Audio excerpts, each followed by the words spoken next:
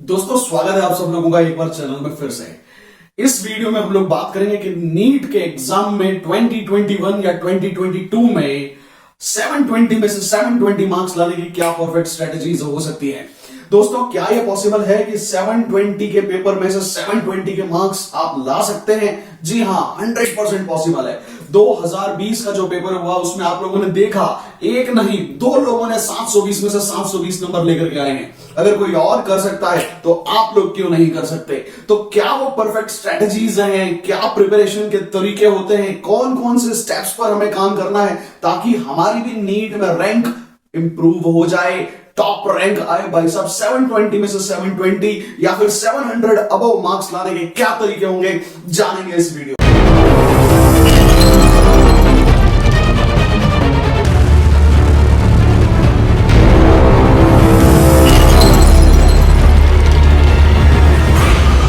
दोस्तों हर माँ बाप का सपना होता है कि उनका बेटा जो है वो डॉक्टर बने या इंजीनियर बने, और इसके लिए वो लाखों की फीस पे करते हैं, अच्छा कोचिंग क्लास ज्वाइन करवाते हैं।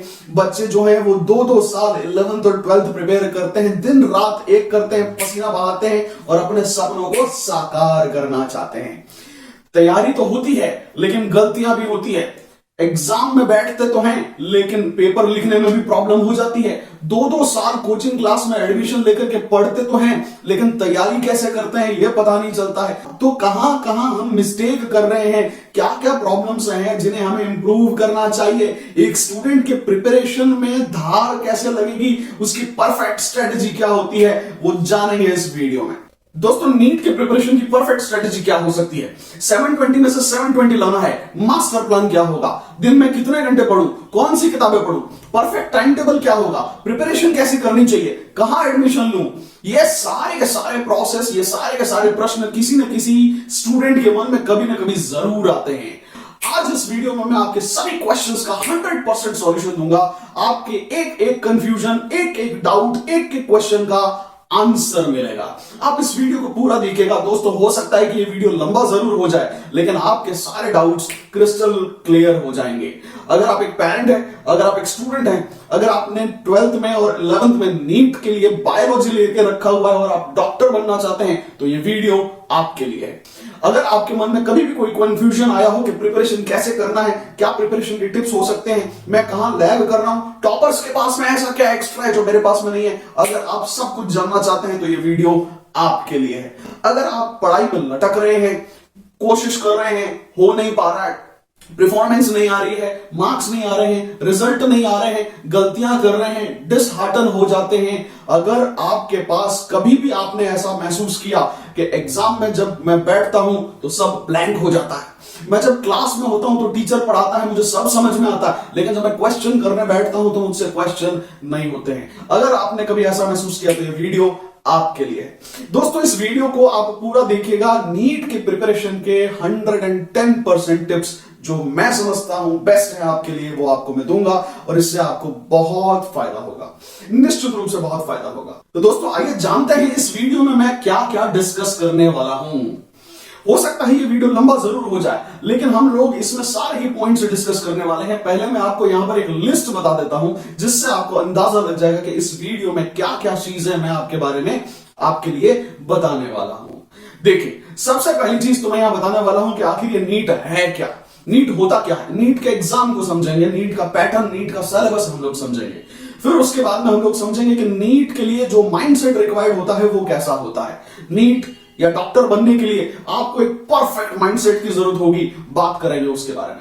फिर उसके बाद में हम लोग बात करेंगे कि हम कोचिंग क्लास का सिलेक्शन कैसे करते हैं, क्या क्या मिस्टेक्स हम लोग कर बैठते हैं प्रिपरेशन में कोचिंग क्लास के सिलेक्शन के समय, और उसमें से बेस्ट कोचिंग क्लास कैसे सेलेक्ट किया जाता है उसके बारे में चर्चा करेंगे। उसके बाद जो अगला पॉइंट होगा दोस्तों वो ये होगा कि हम 11th क्लास में डमी करें या नहीं करें, 12th क्लास में डमी के बारे में मेरे क्या विचार हैं, ये मेरे पर्सनल व्यूज रहेंगे लेकिन मैं आपके साथ शेयर जरूर करूंगा। फिर आता है कि प्रिपरेशन करनी कैसे है, नीट की प्रिपरेशन स्टार्ट कैसे करें। तो जो बेसिक प्रिपरेशन है वो कैसे स्टार्ट करें, उसके लिए जो बेस्ट बुक्स है वो कौन सी होगी, और उसी के साथ में अगर मैं टाइम टेबल की बात करूं तो 24 घंटे का बेस्ट यूटिलाइजेशन कैसे हो सकता है, वो सारी बात हम लोग यहां पर करेंगे। उसके बाद में हम लोग बात करेंगे कि अगर हम किसी भी एक स्टूडेंट के बारे में बात करें, जब वो स्टूडेंट नीट की प्रिपरेशन करता है तो उसके सामने क्या क्या क्वेश्चंस आते हैं, क्या क्या इश्यूज आते हैं, कहां कहां एक स्टूडेंट अटकता है, कहां कहां उसके मन में प्रश्नों की लड़ी लग जाती है, कहां कहां उसके मन में जो है वो डाउट्स क्रिएट होते हैं प्रिपरेशन में, कहां कहां आप हिंडरनेस महसूस करेंगे, उसके बारे में बात करेंगे। और ये सेक्शन बहुत इंपॉर्टेंट होने वाला है, इससे आपको आपकी गलती पता चलेगी दोस्तों। उसके अगले सेक्शन में हम लोग बात करेंगे कि नहीं परफेक्ट स्ट्रेटेजी क्या हो सकती है। अगर मुझे 720 में से 720 लाना है या 700 एंड अबव लेकर के आना है, टॉप 10 या टॉप 100 में रैंक लेकर के आनी है, तो उसके लिए परफेक्ट स्ट्रेटेजी क्या होगी, हम लोग बात उसकी करेंगे, परफेक्ट स्ट्रेटेजी के बारे में बात करेंगे।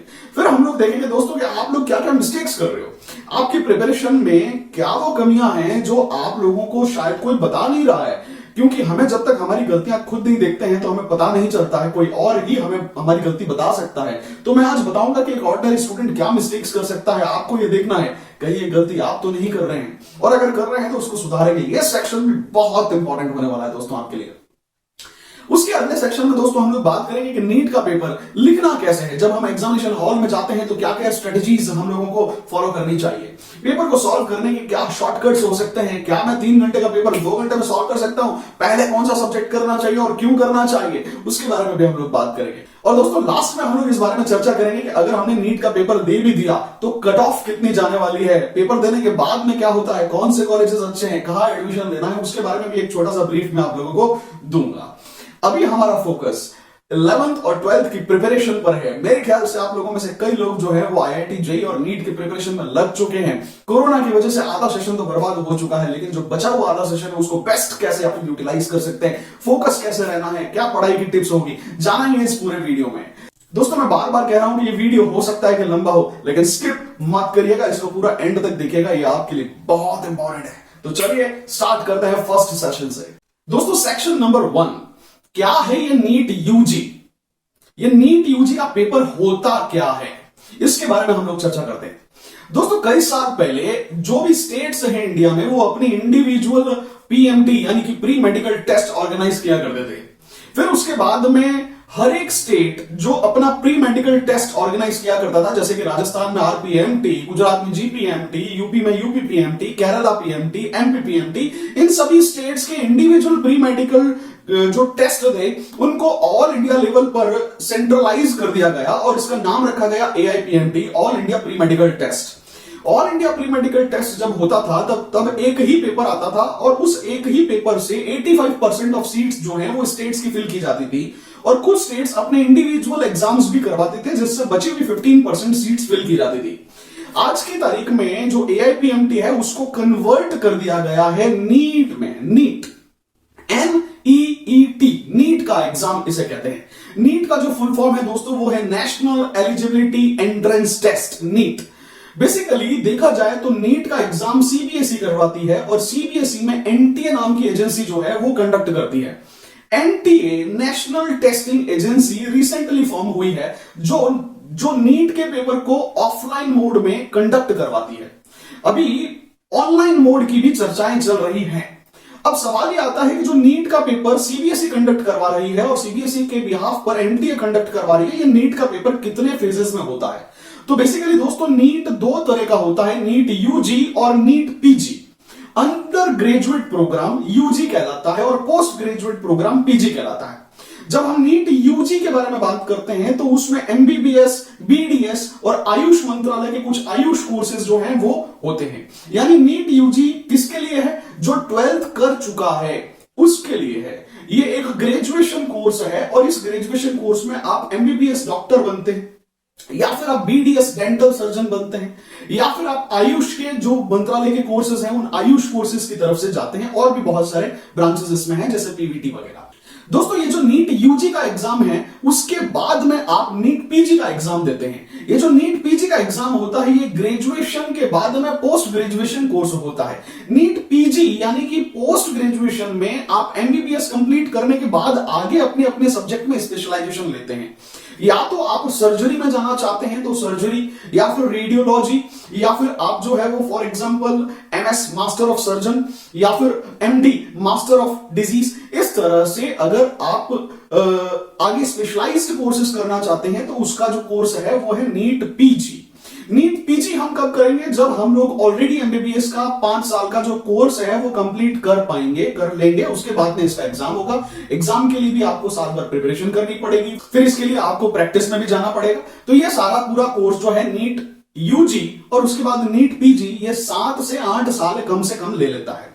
यानी अगर आप अभी 12th क्लास में हैं तो आप जब डॉक्टर बन के, स्पेशलाइज्ड डॉक्टर बन के अपनी सर्विसेज देना शुरू करेंगे, उसमें तकरीबन 8 साल का समय लग जाएगा। कभी स्पेशल केसेस में 9 साल भी लग जाते हैं, डिपेंडिंग आपकी ट्रेनिंग जो है वो कहां और कितने लंबे समय तक चलती है। दोस्तों, ये तो हुआ मेरे पास में नीट के एग्जाम का ब्रॉडर क्लासिफिकेशन। अब हम लोग बात करने वाले हैं कि सर हमने तो अभी 10th क्रॉस किया है या फिर हम 11th और 12th क्लास में, हमारे लिए नीट का सिलेबस या पैटर्न कैसा रहने वाला है। तो नीट यूजी हमारे लिए एप्लीकेबल होगा। हम नीट यूजी की अगर बात करते हैं तो नीट यूजी में बेसिकली 3 घंटे का पेपर होता है। 180 क्वेश्चंस आते हैं। हर क्वेश्चन जो होता है वो 4 नंबर का होता है, यानी कि 720 मार्क्स का पेपर होगा। 4 सब्जेक्ट्स होंगे, फिजिक्स, केमिस्ट्री, बॉटनी और जूलॉजी। बॉटनी और जूलॉजी बायो का पार्ट है, यानी बायो में से टोटल 90 क्वेश्चंस आते हैं। 50% पेपर बायो का आता है, 25% फिजिक्स का, 25% केमिस्ट्री। 45 क्वेश्चंस फिजिक्स के हो गए, 45 क्वेश्चंस केमिस्ट्री के हो गए, 45 बॉटनी और 45 जूलॉजी, यानी टोटल 90 क्वेश्चंस बायोलॉजी के। क्या इसमें नेगेटिव मार्किंग है? जी हां, बिल्कुल नेगेटिव मार्किंग है। +1 for the right answer and -1 for the wrong answer. यानी हर वो क्वेश्चन जो आप गलत करके आएंगे उसमें आपका 1 नंबर कट जाएगा, और जो क्वेश्चन आप सही करेंगे उसमें 4 नंबर आपको मिलेंगे। सर क्या इसमें कोई एज रिस्ट्रिक्शन है? जी हां, 17 इयर्स मिनिमम एज होनी चाहिए और 25 इयर्स मैक्सिमम एज होनी चाहिए। यानी 17 साल से पहले, जिस दिन नीट का पेपर होने वाला है उस दिन आप 17वां साल कंप्लीट कर चुके होने चाहिए। 17 ईयर से छोटी अगर आपकी एज है तो आप उस साल अपीयर नहीं हो सकते। उसी तरह से जब आप 25 को क्रॉस कर जाएंगे तो उसके पश्चात भी आप एडमिशन में पार्टिसिपेट नहीं कर पाएंगे, आप पूरा प्रोसेस एग्जाम नहीं दे पाएंगे। यानी अगर मैं नंबर ऑफ अटेम्प्ट के बारे में बात करूं तो 17 साल से 25 साल के बीच में आप कितने भी अटेम्प्ट दे सकते हैं। सर क्या इसमें 3 अटेम्प्ट होते हैं? दोस्तों, पहले कुछ जमाने में इसमें 3 ही अटेम्प्ट अलाउड थे, बट आज की तारीख में एज क्या विंडो है, एज की रेंज है 17 से 25 के बीच में। आप 3 दे सकते हैं, 4 दे सकते हैं, 5 अटेम्प्ट भी दे सकते हैं। पहली बार में हो जाए तो कहना ही क्या। यानी 25 साल के बाद में आप अटेम्प्ट नहीं दे सकते हैं। सर मैं तो SC ST से हूं, मैं तो OBC से हूं, क्या स्पेशल कैटेगरी में हमारे लिए कोई स्पेशल बेनिफिट है, एज रिलैक्सेशन है? जी हां दोस्तों, जो स्टूडेंट्स SC के हैं, ST के हैं या फिर OBC के हैं, उन्हें 5 साल एक्स्ट्रा रिलैक्सेशन मिलेगा। यानी आप 25 की जगह 30 साल जब तक आप नहीं होते तब तक आप नीट के पेपर में अपीयर हो सकते हैं, अटेम्प्ट दे सकते हैं। अभी के लिए नंबर ऑफ अटेम्प्ट्स पर कोई रिस्ट्रिक्शन नहीं है। हां, कब रूल चेंज हो जाए कहा नहीं जा सकता है। तो ये मेरे पास में बेसिकली एक नीट का परफॉर्मा है जो आपको पता होना चाहिए। नीट का सिलेबस, नीट का पेपर पैटर्न कैसा है। पैटर्न के बारे में बात कर लेते हैं। सर कैसा इसका पैटर्न ऑब्जेक्टिव है या सब्जेक्टिव है? जी ऑब्जेक्टिव आएगा। 4 ऑप्शंस होंगे, +4 और -1 होगा। ठीक है, तो हमें अब फिजिक्स के और केमिस्ट्री के और बायो के जो सेक्शंस है उसको हमें डिवाइड करना है, उसको हमें समझना है। सर ये 11th के सिलेबस का पार्ट कितना आता है और 12th का सिलेबस का पार्ट कितना आता है? देखिए स्टूडेंट्स, मोस्टली 11th का जो सिलेबस है वो 40 to 45% आएगा, और जो 12th क्लास का सिलेबस होता है वो 50 से लेकर के 55%, यानी 55 से 60%, यानी मोर देन 50% 12th है। 45% या 40% 11th या 55 से 60% 12th। तो 11th और 12th क्लास के ही कोर्सेज आते हैं। सर क्या इसमें BSc के भी कोर्सेज आएंगे? जी नहीं, 11th और 12th क्लास के ही सिलेबस पे ये एग्जाम कंडक्ट किया जाएगा। कब होता है ये एग्जाम? मोस्टली ये जो एग्जाम है ये मई के महीने में होता है। हर साल मई के स्टार्ट में या एंड में, मई के मिड में ये एग्जाम होता है। तो मई के मंथ में जनरली ये एग्जाम अभी तक कंडक्ट होता आया है। सर 2021 में कोरोना की वजह से क्या कोर्सेज रिड्यूस होंगे या नहीं होंगे? पूरी संभावना है कि कोर्सेज रिड्यूस होंगे, बट अभी तक CBSE ने 11th और 12th क्लास के कोर्सेज को रिड्यूस करके डिक्लेयर किया है। नीट और आईआईटी जेईई के एग्जाम्स कितने रिड्यूस होंगे, उनका सिलेबस कितना रिड्यूस होगा, ये अभी तक नहीं आया है। तो सर हम कैसे प्रिपेयर करें? बेटा जी आप अभी के लिए फुल सिलेबस प्रिपेयर करिए और आगे जो भी चीजें आने वाली है वो जैसे ही गवर्नमेंट डिक्लेयर करेगी उसके बाद में ही हमें पता चल पाएगा। तो नीट के एग्जाम और उसके पैटर्न के लिए इतना ही इंफॉर्मेशन मेरे ख्याल से सफिशिएंट है। आपके सारे डाउट्स क्लियर हो गए होंगे। चलते हैं नेक्स्ट सेशन पे, नीट के लिए माइंडसेट कैसे जरूरी है। दोस्तों इस सेक्शन में हम लोग बात करेंगे कि डॉक्टर बनने के लिए जो नेसेसरी माइंडसेट चाहिए, क्या वो माइंडसेट आपके अंदर है या नहीं है। आप में से काफी स्टूडेंट्स ऐसे होंगे जो अभी 11th का कोर्स कर चुके हैं या फिर 10th का कोर्स कर चुके हैं, 10th क्लास कंप्लीट कर चुके हैं। ऐसे भी स्टूडेंट्स होंगे जो 12th क्लास भी कंप्लीट कर चुके होंगे। जिस क्लास में भी आप हैं, चाहे वो 10th क्लास हो, चाहे वो 11th क्लास हो, चाहे वो 12th क्लास कंप्लीट कर लिया हो आप लोगों ने, टारगेट जिसे हम लोग कहते हैं 12th क्लास आपने कंप्लीट कर लिया हो, मैं आप लोगों से 3 क्वेश्चन पूछने वाला हूं और ये तीनों क्वेश्चंस आप लोगों को अपने आप से पूछने हैं। दोस्तों इन तीनों क्वेश्चंस को पूछने का जो पर्पस है वो आपको 2 मिनट के अंदर क्लियर हो जाएगा और इस क्वेश्चंस को जब आप अपने आप से पूछेंगे तब आपको ये अंदाजा लग जाएगा कि आप कहां पहुंचने वाले हैं। दोस्तों क्वेश्चन नंबर 1, मैं चाहता हूं कि आप अपने आप से ये क्वेश्चन पूछिए कि क्या आप रेडी हैं डॉक्टर बनने के लिए। क्या आपने डिसाइड कर लिया है कि मुझे डॉक्टर बनना है। दोस्तों ये आप लोगों को पता होगा कि जब भी हम कोई जर्नी पर चलते हैं तो पहले मंजिल तय होती है कि मुझे पहुंचना कहां है, रास्ता उसके बाद निकल आता है। पहले आप ये तय करिए कि आपको पहुंचना कहां है। क्या आपको डॉक्टर बनना है? अगर आपने ये तय कर लिया, अगर आपने ये माइंडसेट बना लिया कि मुझे डॉक्टर बनना है, मतलब है, तो आपको कोई रोक नहीं सकता है और उसी तरह से आपके प्रिपरेशन में भी धार आ जाएगी, आपके प्रिपरेशन करने के तरीके बदल जाएंगे। क्यों कह रहा हूं ऐसा?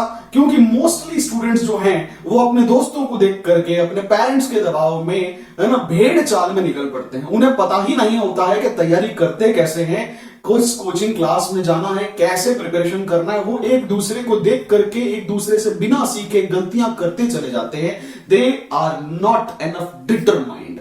हुआ ठीक, नहीं हुआ कोई बात नहीं। जब ये काम चलाऊ मानसिकता रहेगी तो रिजल्ट्स पर इसका एडवर्स इफेक्ट आपको देखने को मिलेगा। अगर आप चाहते हैं कि रिजल्ट्स पॉजिटिव आए तो डेस्पिरेशन से पहले डिटर्मिनेशन चेक कर लीजिए। चेक योर डिटर्मिनेशन के are you enough determined to reach the top. आप डॉक्टर बनने के लिए डिटरमाइंड हैं, ये इंश्योर कर लीजिए। दोस्तों दूसरा क्वेश्चन जो मैं आप लोगों से पूछना चाह रहा हूं ये बहुत खतरनाक है, ये बहुत डेंजरस है। आप में से कई लोगों को बुरा लग सकता है, आप में से कई स्टूडेंट्स, कई पेरेंट्स जो मेरा ये वीडियो देख रहे हैं उनको गुस्सा आ सकता है। जो स्टूडेंट ये वीडियो देख रहा है, मैं चाह रहा हूं बेटा जी आप अपने आप से ये सवाल पूछिए कि अगर आप डॉक्टर नहीं बने और नर्स बन गए या कंपाउंडर जिसे हम कहते हैं वो बन गए तो चलेगा या नहीं चलेगा। ये बहुत बड़ा क्वेश्चन है। दोस्तों अगर आप ये तय कर चुके हैं कि मुझे डॉक्टर ही बनना है, डॉक्टर से कम कुछ भी नहीं चलेगा, अगर आप मेंटली रेडी हैं तो आपको कोई नहीं रोक सकता है। लेकिन आप में से कुछ स्टूडेंट्स ऐसे भी होंगे जिनके प्रयासों में वो धार, वो एफर्ट नहीं होगा, जो सोचते हैं कि ठीक है जो हुआ वो अच्छा, कम से कम गवर्नमेंट जॉब तो मिलेगी, डॉक्टर ना सही कंपाउंडर या नर्स ही बन जाऊंगा। तो मैं आपको बता देता हूं, आप जैसा सोचेंगे, जो टारगेट बनाएंगे, आपके एफर्ट्स भी बिल्कुल वैसे ही होने वाले हैं। यानी अगर टारगेट छोटा होगा तो प्रयास भी छोटा ही करोगे और रिजल्ट्स भी छोटे ही आएंगे। लेकिन अगर टारगेट अच्छा खासा होगा तो आपके एफर्ट्स भी उसी दिशा में होंगे, आप उतनी ही पसीना और उतनी ही मेहनत करोगे और आपको ये रिजल्ट्स जो आएंगे वो भी बहुत अच्छे आएंगे। इसलिए टारगेट बड़ा बनाइए। पहले क्वेश्चन में मैं चाह रहा था कि आप डिटरमाइन हो जाएंगे आपको डॉक्टर ही बनना है, और दूसरे क्वेश्चन में मैं आपकी डेस्पिरेशन चेक करवा रहा हूं। मैं चाहता हूं कि आपके अंदर डॉक्टर बनने की कितनी इच्छा शक्ति है, कितनी प्रबल उसके लिए आपको कि वो चीज मुझे चाहिए, है ना, आपके अंदर उसका डिस्पिरेशन लेवल क्या है ये हम चेक कर रहे हैं। दोस्तों तीसरा और जो सबसे इंपॉर्टेंट क्वेश्चन मैं आपसे पूछना चाह रहा हूं वो ये पूछना चाह रहा हूं कि आप ये डिसाइड करिए कि आपको नीट के एग्जाम में सेलेक्ट होना है या फिर टॉप 10 में रैंक चाहिए। ये बहुत इंपॉर्टेंट क्वेश्चन है। हम में से 90% स्टूडेंट ये डिसाइड ही नहीं करते हैं कि हमें पहुंचना कहां है। दोस्तों, अगर आप किसी जर्नी पर चल रहे हैं और आपको यही नहीं पता कि आपके अंदर कितनी एबिलिटी, कितना पोटेंशियल है, आप कहां पहुंचना चाहते हैं, तो आप सिर्फ बिना डायरेक्शन के चलते रहेंगे।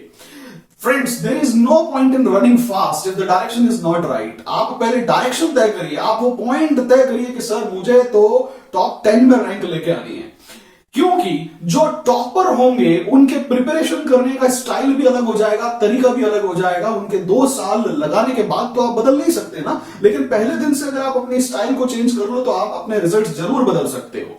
उसी तरह से जो ऑर्डिनरी सेलेक्टेड स्टूडेंट्स होंगे, जो टॉपर्स नहीं है, जो नॉन रैंकर स्टूडेंट्स होंगे, उनके प्रिपरेशन का तरीका भी बिल्कुल अलग होता है। तो आप कैसी तैयारी करते हो या आपके प्रिपरेशन के माइंडसेट पे डिपेंड करता है। आप ये पहले तय करिए कि आपको अपने आप को टॉप 10 में देखना ज्यादा अच्छा लगेगा, या फिर सिलेक्शन हो गया तो भी अच्छी बात है, डॉक्टर तो बनेंगे।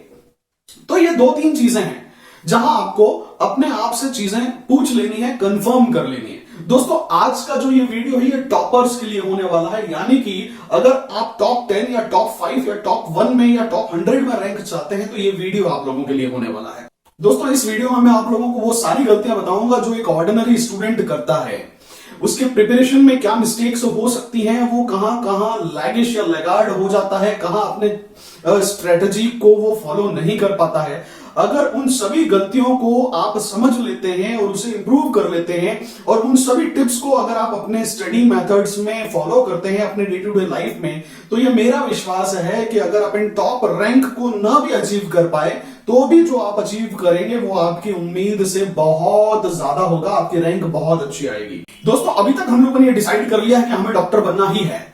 जब हम ये माइंडसेट बना चुके हैं कि हमें डॉक्टर ही बनना है, तो अब जो नेक्स्ट क्वेश्चन आता है, जो स्टूडेंट्स के मन में या उनके पेरेंट्स में होता है, वो ये होता है कि अब हम कोचिंग क्लास का सिलेक्शन कैसे करेंगे।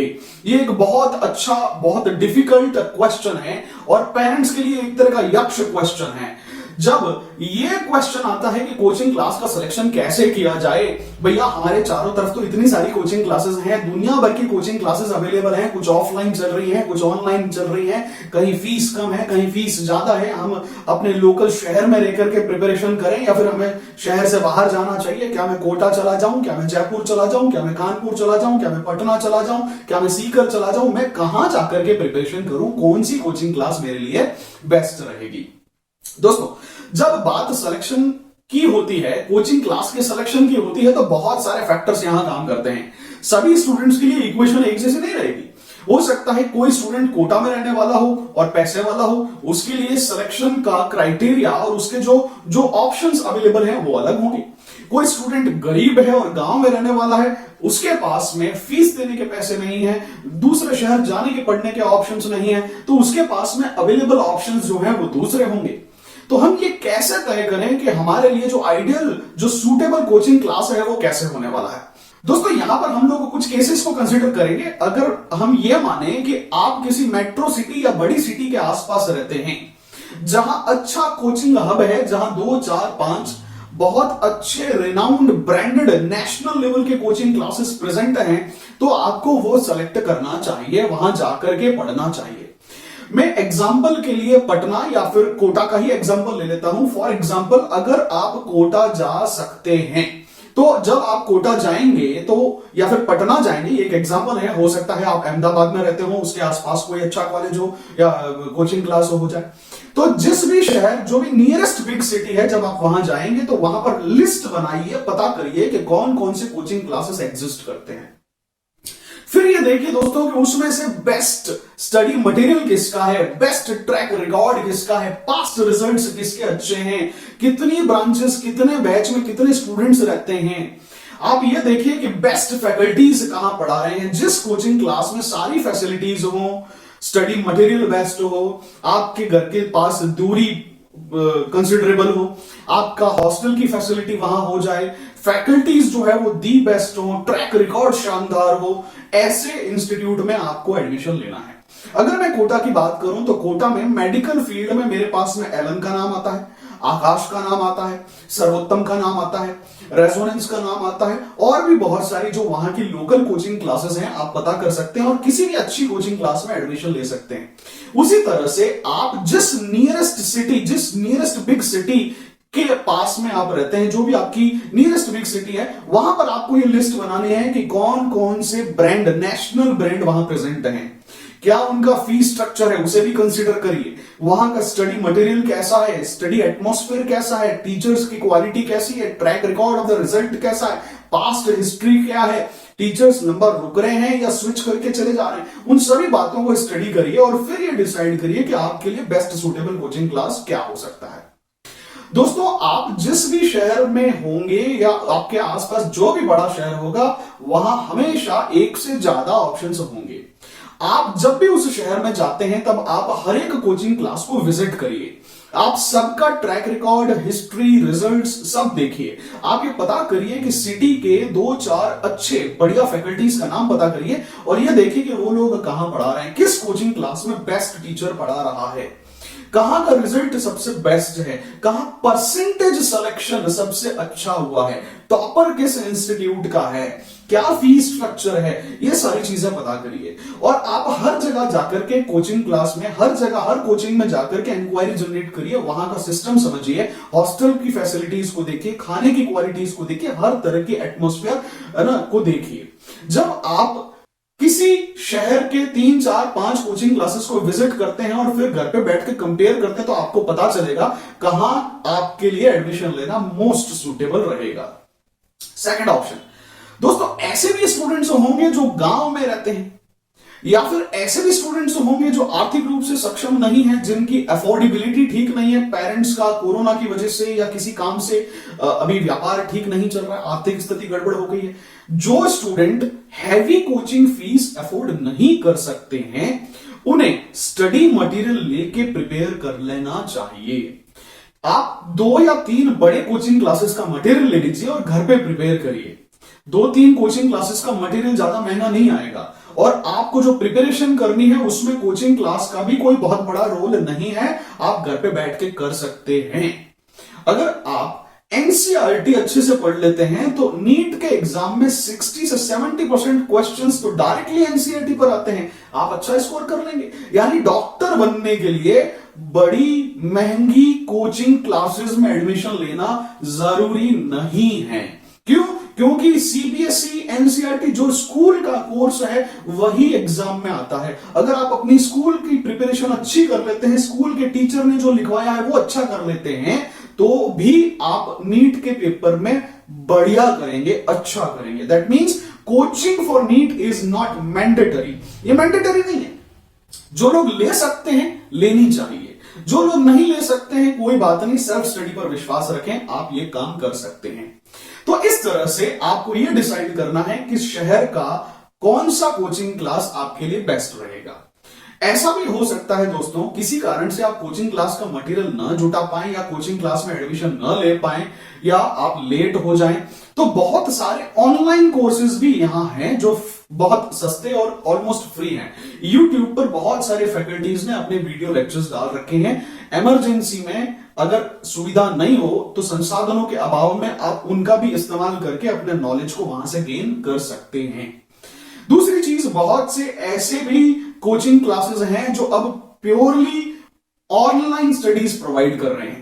ऑनलाइन कोर्सेज बहुत सारे अवेलेबल हैं, वेदांतु, बायजू, इस तरह से जो आपके पास में ईटूज है ना, ये जो भी ये कोचिंग क्लासेस जिनके वीडियो लेक्चर्स अवेलेबल हैं, जो ऑनलाइन क्लासेस या ऑनलाइन कोर्सेज अवेलेबल करवा रहे हैं, ऑनलाइन के जो सब्सक्रिप्शन है वो बहुत सस्ते पड़ते हैं। 2000 से 5000 के बीच में आपको कोर्स मिल जाता है, आपको 1.5-2 लाख की फीस नहीं लगती है। तो जो अभावों वाली स्थिति होगी, जब अफोर्डेबिलिटी कम हो, तो आपको ऑनलाइन कोर्सेज के बारे में भी कंसिडर करना चाहिए।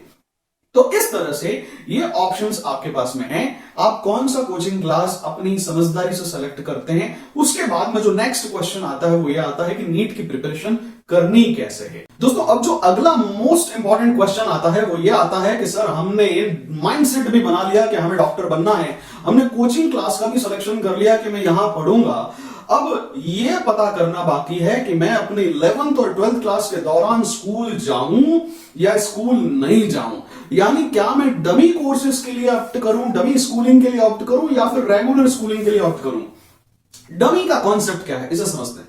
देखिए दोस्तों, मोस्ट कोचिंग क्लासेस जो हैं, most of the coaching classes जितने भी हैं इंडिया में, वो ये फोर्स या इंसिस्ट करेंगे पेरेंट्स को कि 11th और 12th क्लास में आप बच्चे को डमी करवाइए।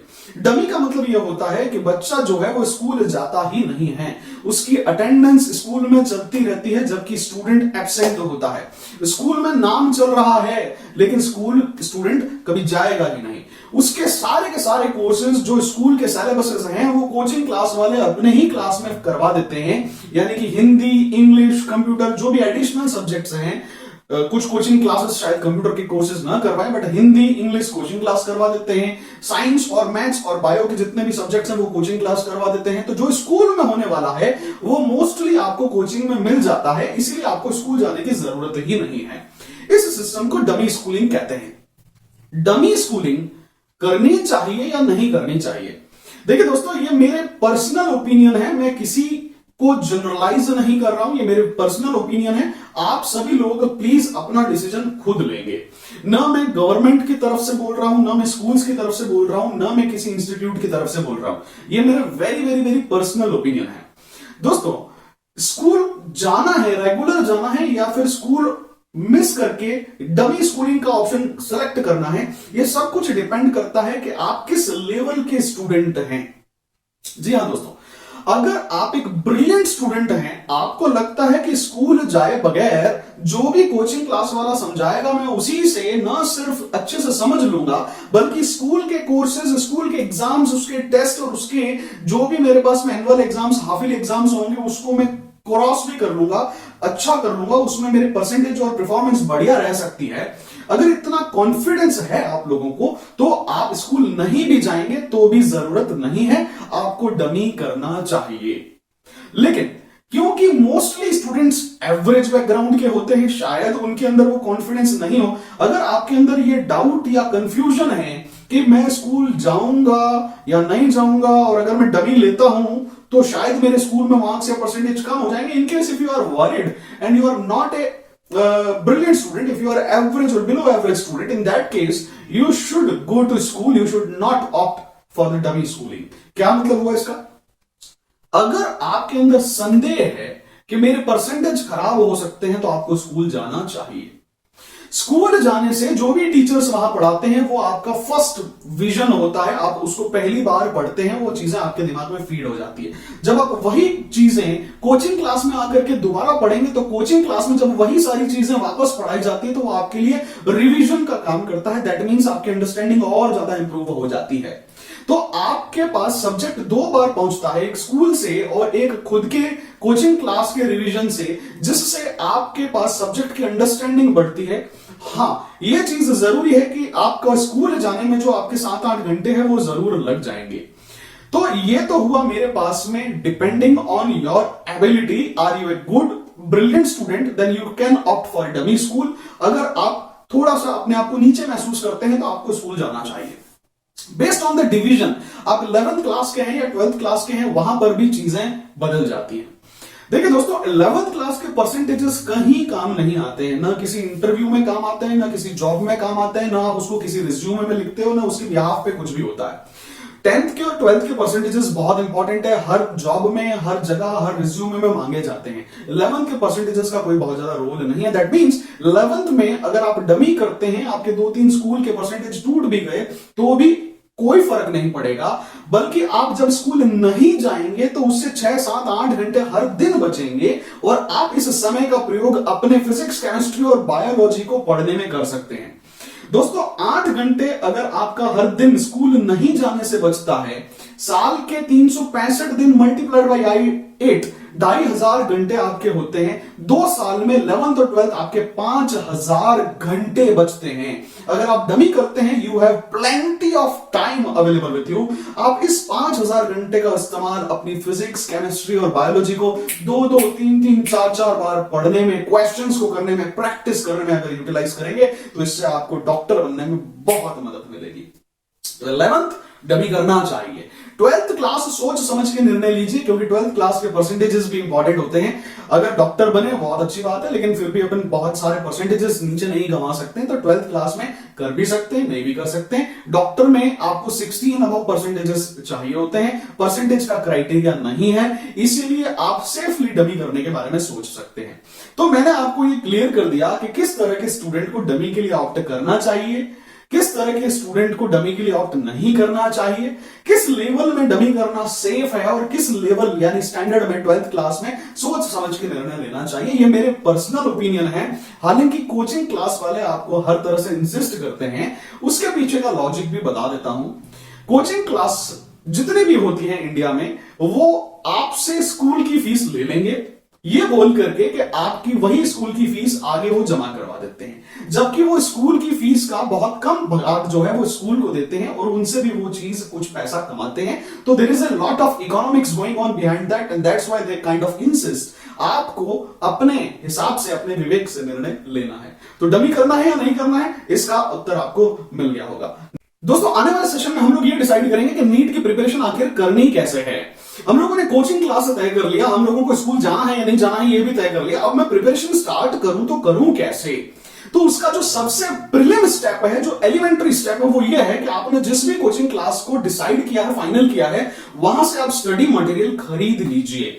Purchase the study material of that coaching class. उस कोचिंग क्लास से स्टडी मटेरियल खरीद ले लीजिए और यह पता करिए कि वो किस तरह से प्रिपरेशन करवाते हैं। क्या वो डीपीपी देते हैं, क्या वो सीएसपी देते हैं, उनके रेगुलर टेस्ट कब होते हैं, उनका सेल्फ इवैल्यूएशन टेस्ट कब होगा, पीरियडिक टेस्ट कब होते हैं, उनका जो है वो कोर्स करिकुलम क्या होने वाला है, टाइम टेबल कैसे फॉलो करेंगे, कौन कौन सी छुट्टियां हैं, वो सारी चीजें आप वहां से कलेक्ट कर लीजिए। ये पूरा डेटा आपको वहां से मिल जाएगा।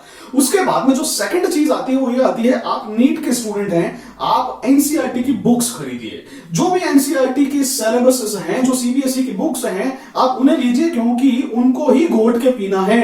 उसमें से ही 60 to 70% क्वेश्चंस आएंगे। तो पहले दिन से आपके पास में सीबीएसई एनसीईआरटी की बुक्स होनी चाहिए। और बायो में तो ये बाइबल है भाई साहब, ये होना चाहिए। तीसरी चीज जो है वो ये है दोस्तों कि जो भी रिकमेंडेड बुक्स हैं वो आप इकट्ठी कर लीजिए। जो रिकमेंडेड बुक्स हैं उनकी लिस्ट मैं आपको बताऊंगा आने वाले नेक्स्ट सेशन में। दोस्तों ये मैं अपने पर्सनल एक्सपीरियंस से बता सकता हूं कि जो स्टूडेंट्स हैं वो लाखों रुपए की फीस कोचिंग क्लास को दे देते हैं, लेकिन 5000 की बुक्स नहीं खरीदते हैं।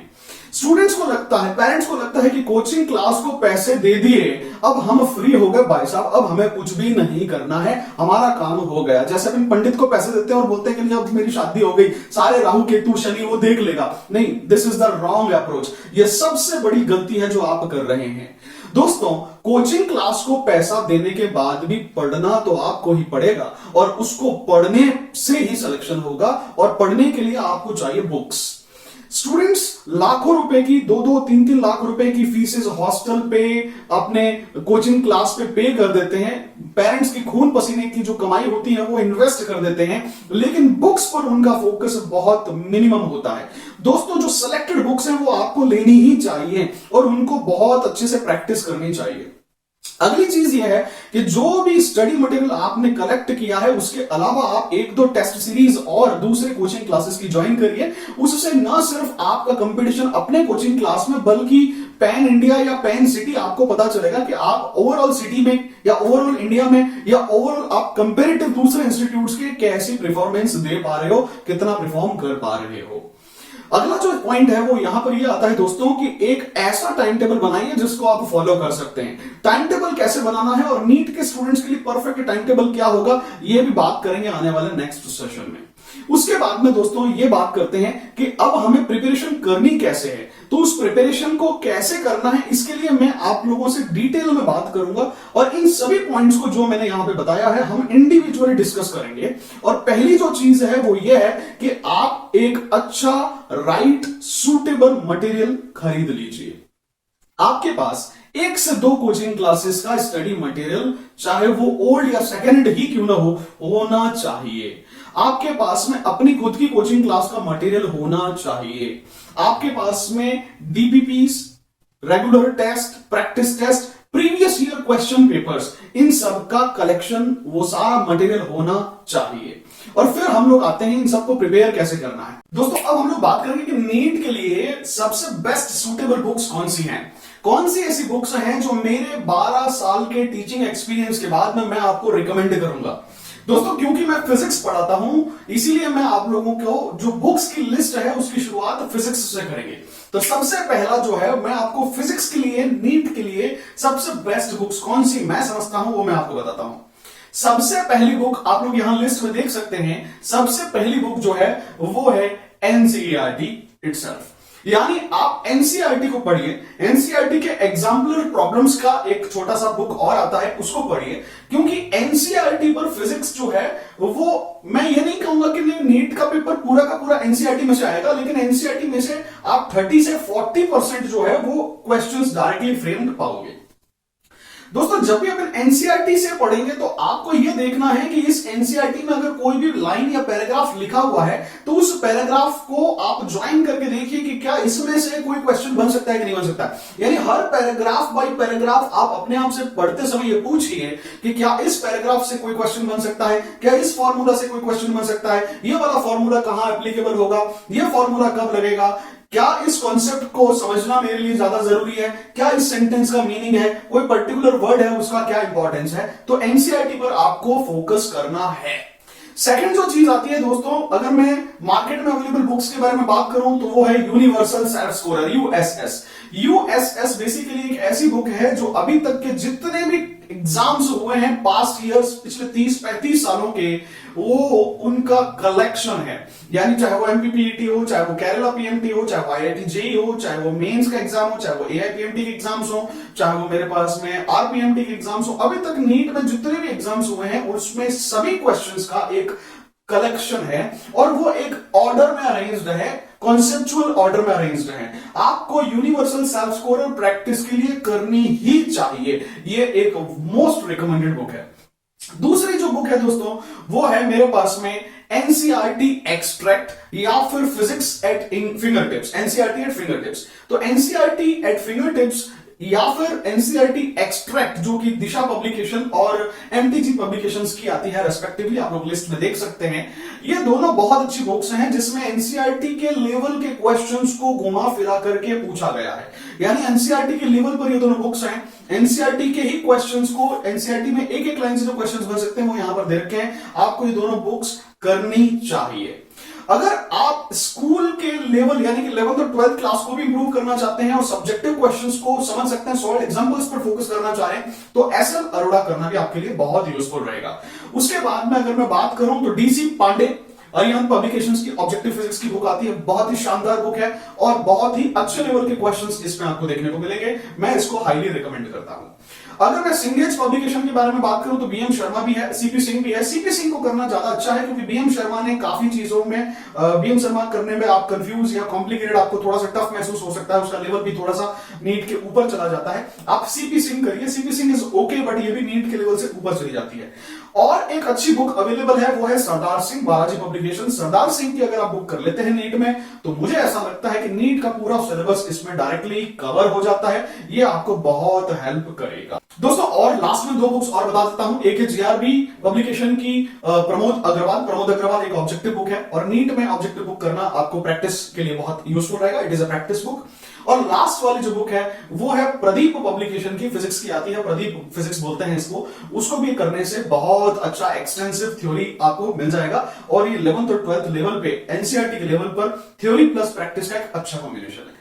देखिए दोस्तों, मैं ये नहीं कह रहा हूं कि आपको फिजिक्स में इतनी सारी बुक्स करनी है, जी नहीं, इट इज नॉट रिक्वायर्ड कि आप फिजिक्स में ये सारी की सारी बुक्स करें, लेकिन आप जो भी करें कम से कम 2 कोचिंग क्लास और 2 बुक्स आप करिए ताकि आप टॉप रैंक अचीव कर सकें। जो स्टूडेंट्स ज्यादा चीजों में ज्यादा रिसोर्सेज को करना चाह रहे हैं, मैं उन्हें कह देता हूं कि आपको ये सारी की सारी बुक्स नहीं करनी है। आप इनमें से कोई भी 1 या 2 बुक कर लीजिए और उसी को 2-3 बार रिवाइज करिए ताकि आपका कोई भी चैप्टर, कोई भी क्वेश्चन छूटे नहीं। वो ज्यादा इंपॉर्टेंट होगा। Rather than doing more books, आप उसी बुक्स को 2-3 बार रिवाइज करिए। जिनके पास में समय है और वो एक्सटेंसिव प्रैक्टिस चाहते हैं वो 2 से ज्यादा बुक्स भी कर सकते हैं। दोस्तों अगर बात केमिस्ट्री की बुक्स की करें तो केमिस्ट्री में 3 सेक्शंस हैं, ऑर्गेनिक है, इनऑर्गेनिक है और फिजिकल है। इन तीनों के लिए हमें अलग अलग बुक्स जो है वो करनी चाहिए। केमिस्ट्री में आप ये मान के चलें कि अराउंड 60 to 70% सिलेबस या हो सकता है 80% सिलेबस भी एनसीईआरटी से आता है। तो जो फर्स्ट रिकमेंडेड बुक है वो है एनसीईआरटी। एनसीईआरटी के एग्जाम्पलर जो आती है वो भी आप इसमें साथ में लगाइए। उसके बाद में जैसा कि मैं आपको बता चुका हूं, आप यूनिवर्सल सेल्फ स्कोरर करिए। यूनिवर्सल सेल्फ स्कोरर जो है वो एनसीईआरटी के लिए, नीट के लिए बहुत अच्छी बुक है। यूनिवर्सल सेल्फ स्कोरर जो है वो पिछले सभी एग्जाम्स जो कि लास्ट 35 इयर्स के प्री मेडिकल और आईआईटी जेईई के एग्जाम्स है, उनके क्वेश्चंस का एक कलेक्शन है, और इससे आपकी गजब की प्रैक्टिस हो जाएगी। आपको यूनिवर्सल सेल्फ स्कोरर करनी चाहिए। उसी लेवल पर दो और बुक हैं जो कि है मेरे पास में, एनसीईआरटी फिंगर टिप्स एमटीजी की, और नीट एक्सट्रैक्ट, या फिर जिसको कि आप नीट गाइड कहते हैं, इसको एनसीईआरटी एक्सट्रैक्ट भी कहते हैं। तो दोस्तों एनसीईआरटी एक्सट्रैक्ट वाली जो बुक है वो आप लगाइए, उससे आपको बहुत फायदा होगा। अगर अपन दिनेश की गाइड लगाते हैं या फिर प्रदीप की गाइड लगाते हैं तो वो भी एक अच्छा केमिस्ट्री के रिसोर्स हैं।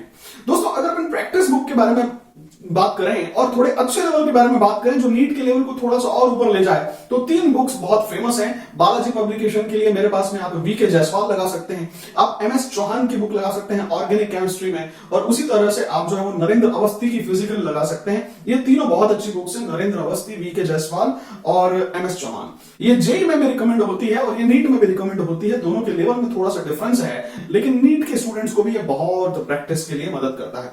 तो बेसिकली अगर हम केमिस्ट्री के प्रैक्टिस प्रॉब्लम्स या केमिस्ट्री के लिए अगर अपन बात करें तो ये जो बुक्स हैं, ये बुक्स लगाना आप लोगों के लिए बहुत ज्यादा बेनिफिशियल रहेगा। आइए दोस्तों बात करते हैं बायोलॉजी की।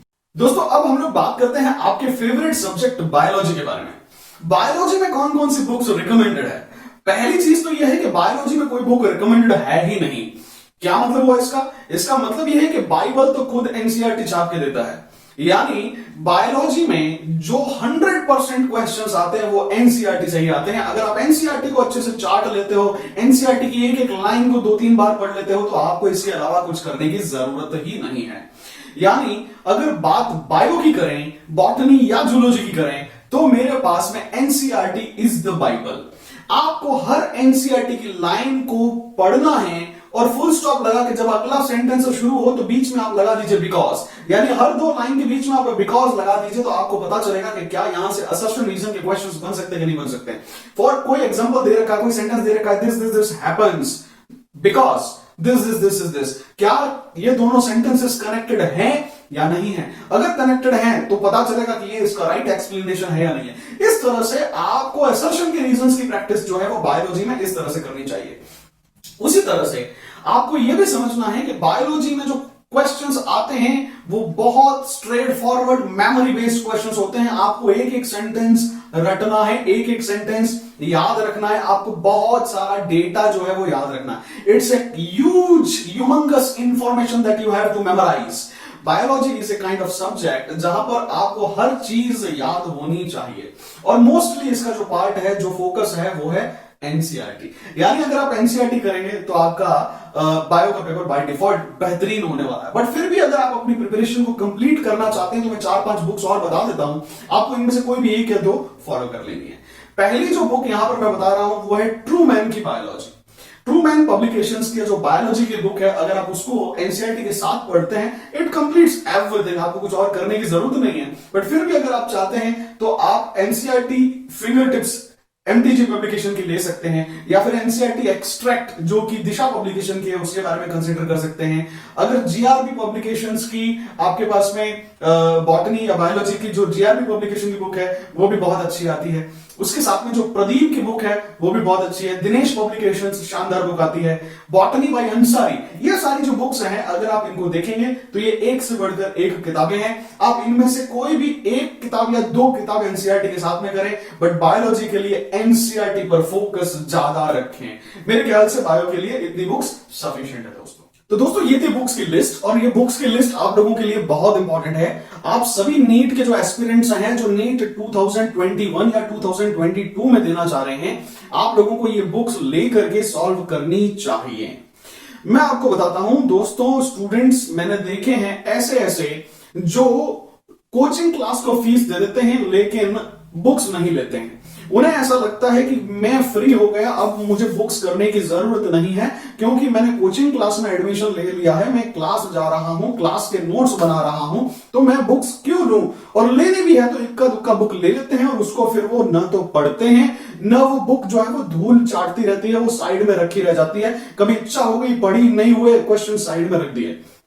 आप अगर बुक्स करेंगे, क्वेश्चंस की प्रैक्टिस करेंगे, वहां से कॉन्फिडेंस आएगा दोस्तों।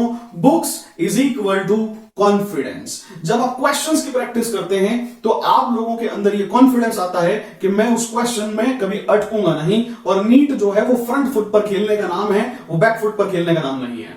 यानी अगर आपके अंदर कॉन्फिडेंस है तो आप नीट का पेपर बहुत अच्छा करके आओगे। उसी तरह से दोस्तों ये है कि अगर आप फिजिक्स में, केमिस्ट्री में और बायो में 15-15 हजार, 20-20 हजार क्वेश्चन करने के बाद अगर नीट के एग्जाम को देखते हैं, अपीयर होते हैं, तो जितनी ज्यादा क्वेश्चंस की प्रैक्टिस आपने कर रखी होगी तो उसी आधार पर आपके कॉन्फिडेंस में भी वृद्धि होगी और आपके नीट के पेपर को फोड़ने के जो चांसेस होंगे वो बढ़ जाएंगे। That means more practice problems is equal to better rank. That means books is equal to better rank. आप जितने अच्छी और जितने ज्यादा क्वेश्चंस की प्रैक्टिस करेंगे उतने ही अच्छी आपकी रैंक आएगी। अगर आप लोगों का टारगेट टॉप 10 में, टॉप 100 में, टॉप 5 में अगर आपको स्कोर करना है, अगर आपको टॉप में आना है तो आपको बुक्स करनी चाहिए। कैसे टाइम स्लॉट बनाना है, अपनी प्रिपरेशन कैसे करनी है, टाइम टेबल क्या होना चाहिए, इन सभी चीजों पर अब हम लोग बात करेंगे। कोचिंग क्लास में एडमिशन लेने के बाद, बुक्स खरीदने के बाद जो सबसे बड़ा क्वेश्चन आता है वो ये आता है कि स्टूडेंट कंसिस्टेंसी नहीं रख पाते हैं। यानी कि एक दिन के लिए वो 12 घंटे पढ़ लेंगे और अगले दिन फिर 6 घंटे पर आ जाते हैं। जिस दिन कोई मोटिवेट करता है, जोश आता है, तो पढ़ाई जो है वो अच्छी होने लगती है। आज फला फला टीचर ने डांट दिया, कह दिया तो मैं 2 घंटे ज्यादा पढ़ लिया, लेकिन कल फिर हवा निकल गई, भाई साहब खुश हो गए। तो जब ऐसी स्थिति हो कि आप स्टेबल नहीं है, आपका जो टाइम टेबल है आपको उस पर काम करना चाहिए। टाइम टेबल 2 तरह के बनेंगे दोस्तों। एक बनेगा डेली टाइम टेबल, आपका जो 24 घंटे है उस 24 घंटे को कैसे यूटिलाइज करना है। और दूसरा बनेगा एनुअल टाइम टेबल, इस महीने ये करूंगा, इस महीने ये करूंगा, इस महीने ये करूंगा। एग्जाम से पहले पहला रिवीजन होगा, दूसरा रिवीजन होगा, तीसरा रिवीजन होगा। तो एक एनुअल टाइम टेबल आपका बनेगा और एक आपका डेली टाइम टेबल बनेगा। डेली टाइम टेबल कैसे बनाते हैं और क्या एक सूटेबल टाइम टेबल हो सकता है, मैं यह सोच करके आपको बताता हूं कि आप डमी के लिए ऑप्ट करते हैं। अगर आप एक डमी स्टूडेंट हैं, 11th या 12th या टारगेट में पढ़ते हैं, तो क्या आइडियल टाइम टेबल हो सकता है, उस बारे में चर्चा करते हैं। दोस्तों टाइम टेबल का एक एग्जांपल मैंने यहां पर आप लोगों के लिए शेयर किया है। एज्यूम करते हैं कि एक स्टूडेंट 6 बजे उठ जाता है। अगर आप सुबह 6 बजे उठ जाते हैं तो 6 बजे आप उठने के बाद 6 से 6:30 बजे तक आप प्रिपेयर कर लीजिए, आप रेडी हो जाइए, नहा लीजिए, फ्रेश हो जाइए। 6:30 बजे आप अगर पढ़ने के लिए बैठते हैं तो 6:30 से लेकर के आप 7:45 यानी 7:45 बजे तक सुबह सवा घंटा पढ़ाई के लिए निकाल सकते हैं।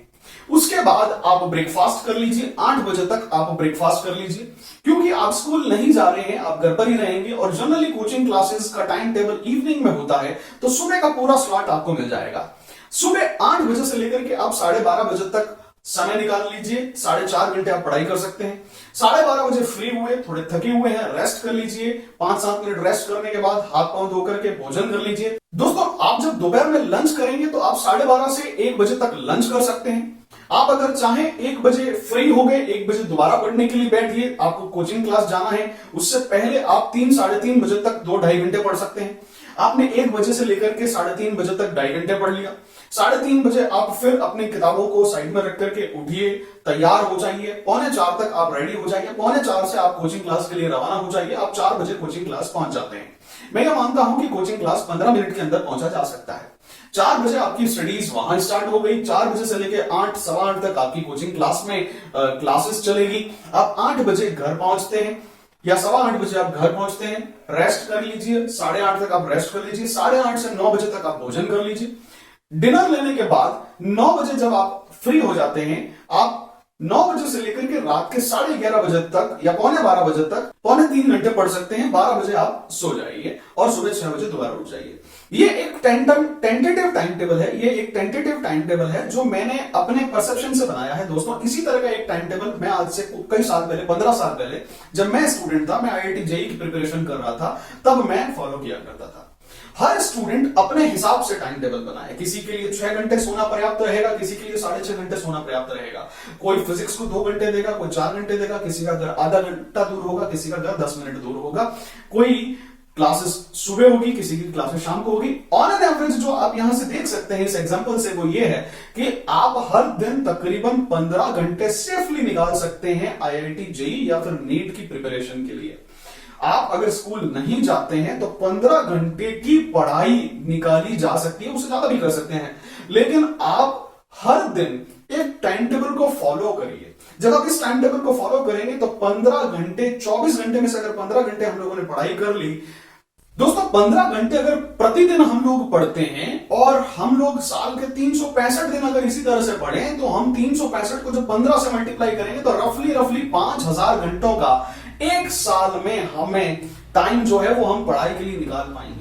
5000 आवर्स पर ईयर, और अगर 11th और 12th मिलाया जाए, जो लोग 2 साल प्रिपरेशन करेंगे, 10,000 घंटों में आप क्या नहीं कर सकते भाई साहब। अगर दुनिया का बड़ा से बड़ा चैलेंज आपके सामने आ जाए, कोई भी टारगेट आपके पास में आ जाए, every target is achievable in this duration of time. समय खूब मिलेगा, आप बेस्ट रैंक ला सकते हैं, आप टॉप 10 में रैंक ला सकते हैं, आप 720 में से 720 ला सकते हैं। हर चीज पॉसिबल है, सिर्फ दिन का जो समय है उसको निचोड़ना पड़ेगा, उसमें से जो टाइम है वो निकालना पड़ेगा। आप एक बेस्ट टाइम टेबल इस तरह का आप अपने हिसाब से बनाइए। दोस्तों अब हम लोग सेकंड तरह के टाइम टेबल के बारे में बात करते हैं, जो कि डेली टाइम टेबल के बराबर ही इंपॉर्टेंट है। डेली टाइम टेबल में हम लोगों ने ये देखा कि कितने बजे उठना है, कितने बजे नहाना है, कितने मिनट में नहाना है, कितने मिनट में खाना खाना है, कितने मिनट आने में लगेंगे, कितने मिनट जाने में लगेंगे, कितने मिनट में कोचिंग पहुंचना है, कितने सब्जेक्ट को कितने टाइम पढ़ना है, दिन में कितने घंटे पढ़ना है, कितने घंटे सोना है, कितना टाइम मुझे खाना खाने में लगेगा। ये सारा जो प्लानिंग है ये आपका डेली टाइम टेबल है और ये हर स्टूडेंट को करना चाहिए। दूसरा जो टाइम टेबल होता है दोस्तों, वो होता है annual time table. Annual time table क्या है उसको मैं बताऊं या उसका एग्जांपल लूं, उससे पहले मैं आपको बता देता हूं कि टाइम टेबल जो भी होता है वो एक दिन का नहीं होना चाहिए, ये टाइम टेबल डेली का होना चाहिए। अगर आप एक दिन के टाइम टेबल को, जब अभी हमने एग्जांपल में देखा तो हमने देखा कि 15 से 16 घंटे आप एक दिन में बड़े आराम से पढ़ सकते हैं।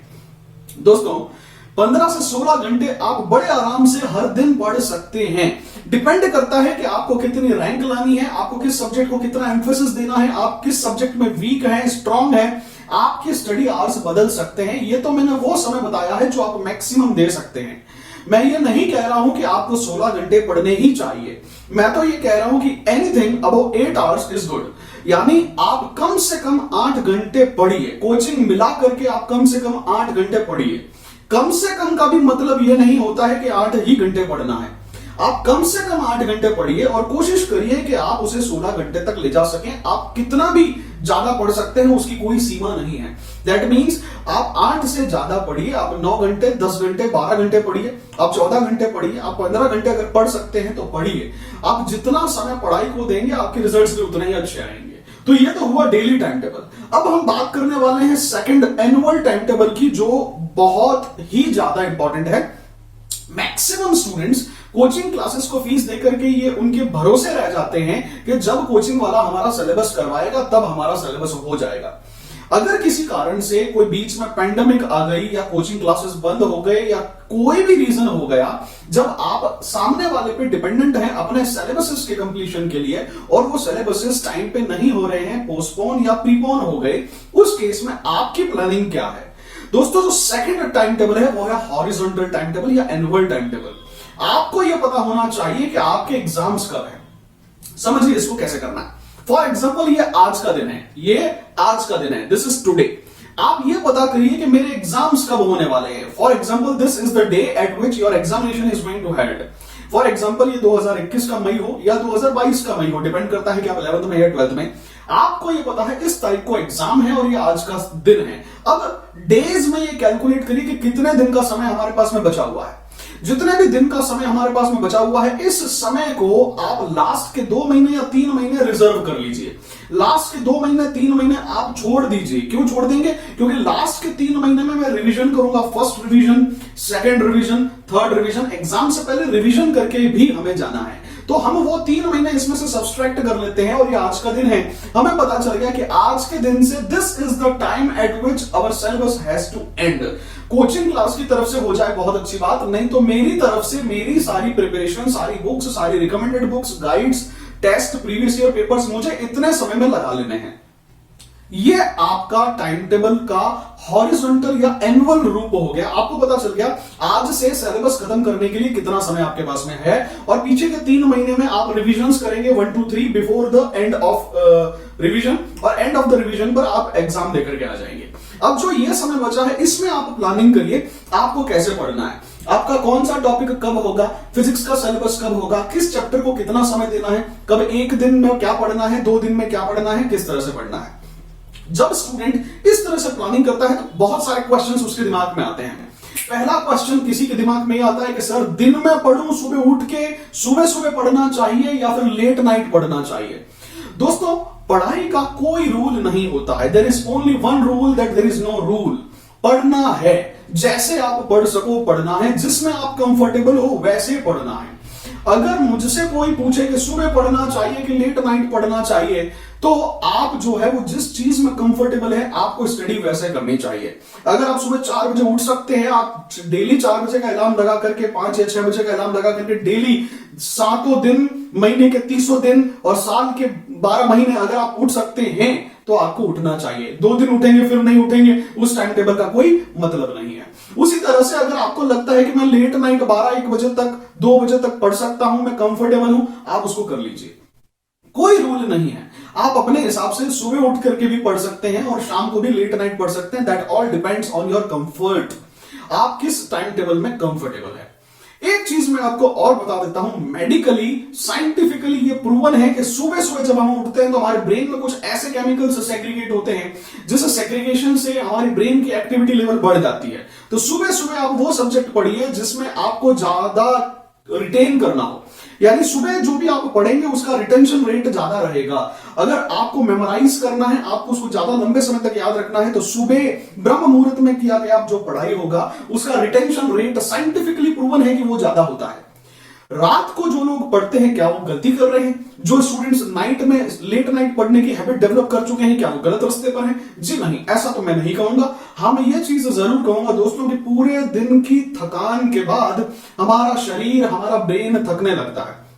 जब हम रात को लेट नाइट पढ़ना चाहते हैं तो हमारे ब्रेन को ज्यादा एफर्ट्स करने पड़ते हैं, क्योंकि ब्रेन सोने की और थकने की ओर होता है, हमें नींद आनी शुरू हो जाती है। कुछ समय पढ़ने के बाद हमें नींद अनुभव होनी शुरू हो जाएगी, यानी हमें उतना ही नॉलेज याद करने के लिए, रिटेन करने के लिए ज्यादा एफर्ट्स करने पड़ेंगे। रिटेंशन कमजोर हो जाएगा, यू विल फील स्लीपी, आपको नींद का अनुभव आने लगेगा। और वैसे भी जो इंपॉर्टेंट टॉपिक्स हैं वो अगर सुबह पढ़े, तो अगर मुझसे कोई पूछे समराइज, अगर मुझसे कोई पूछे कि नहीं सुबह और लेट नाइट, अगर मेरे पास दोनों ही ऑप्शंस अवेलेबल हैं तो मुझे कहां पढ़ना चाहिए? अगर ऑप्शंस अवेलेबल हैं then go with the morning वाली स्टडी, यानी सुबह early morning study is better as compare to your late night study. ब्रह्म मुहूर्त में अगर आप पढ़ सकते हैं वेल एंड गुड।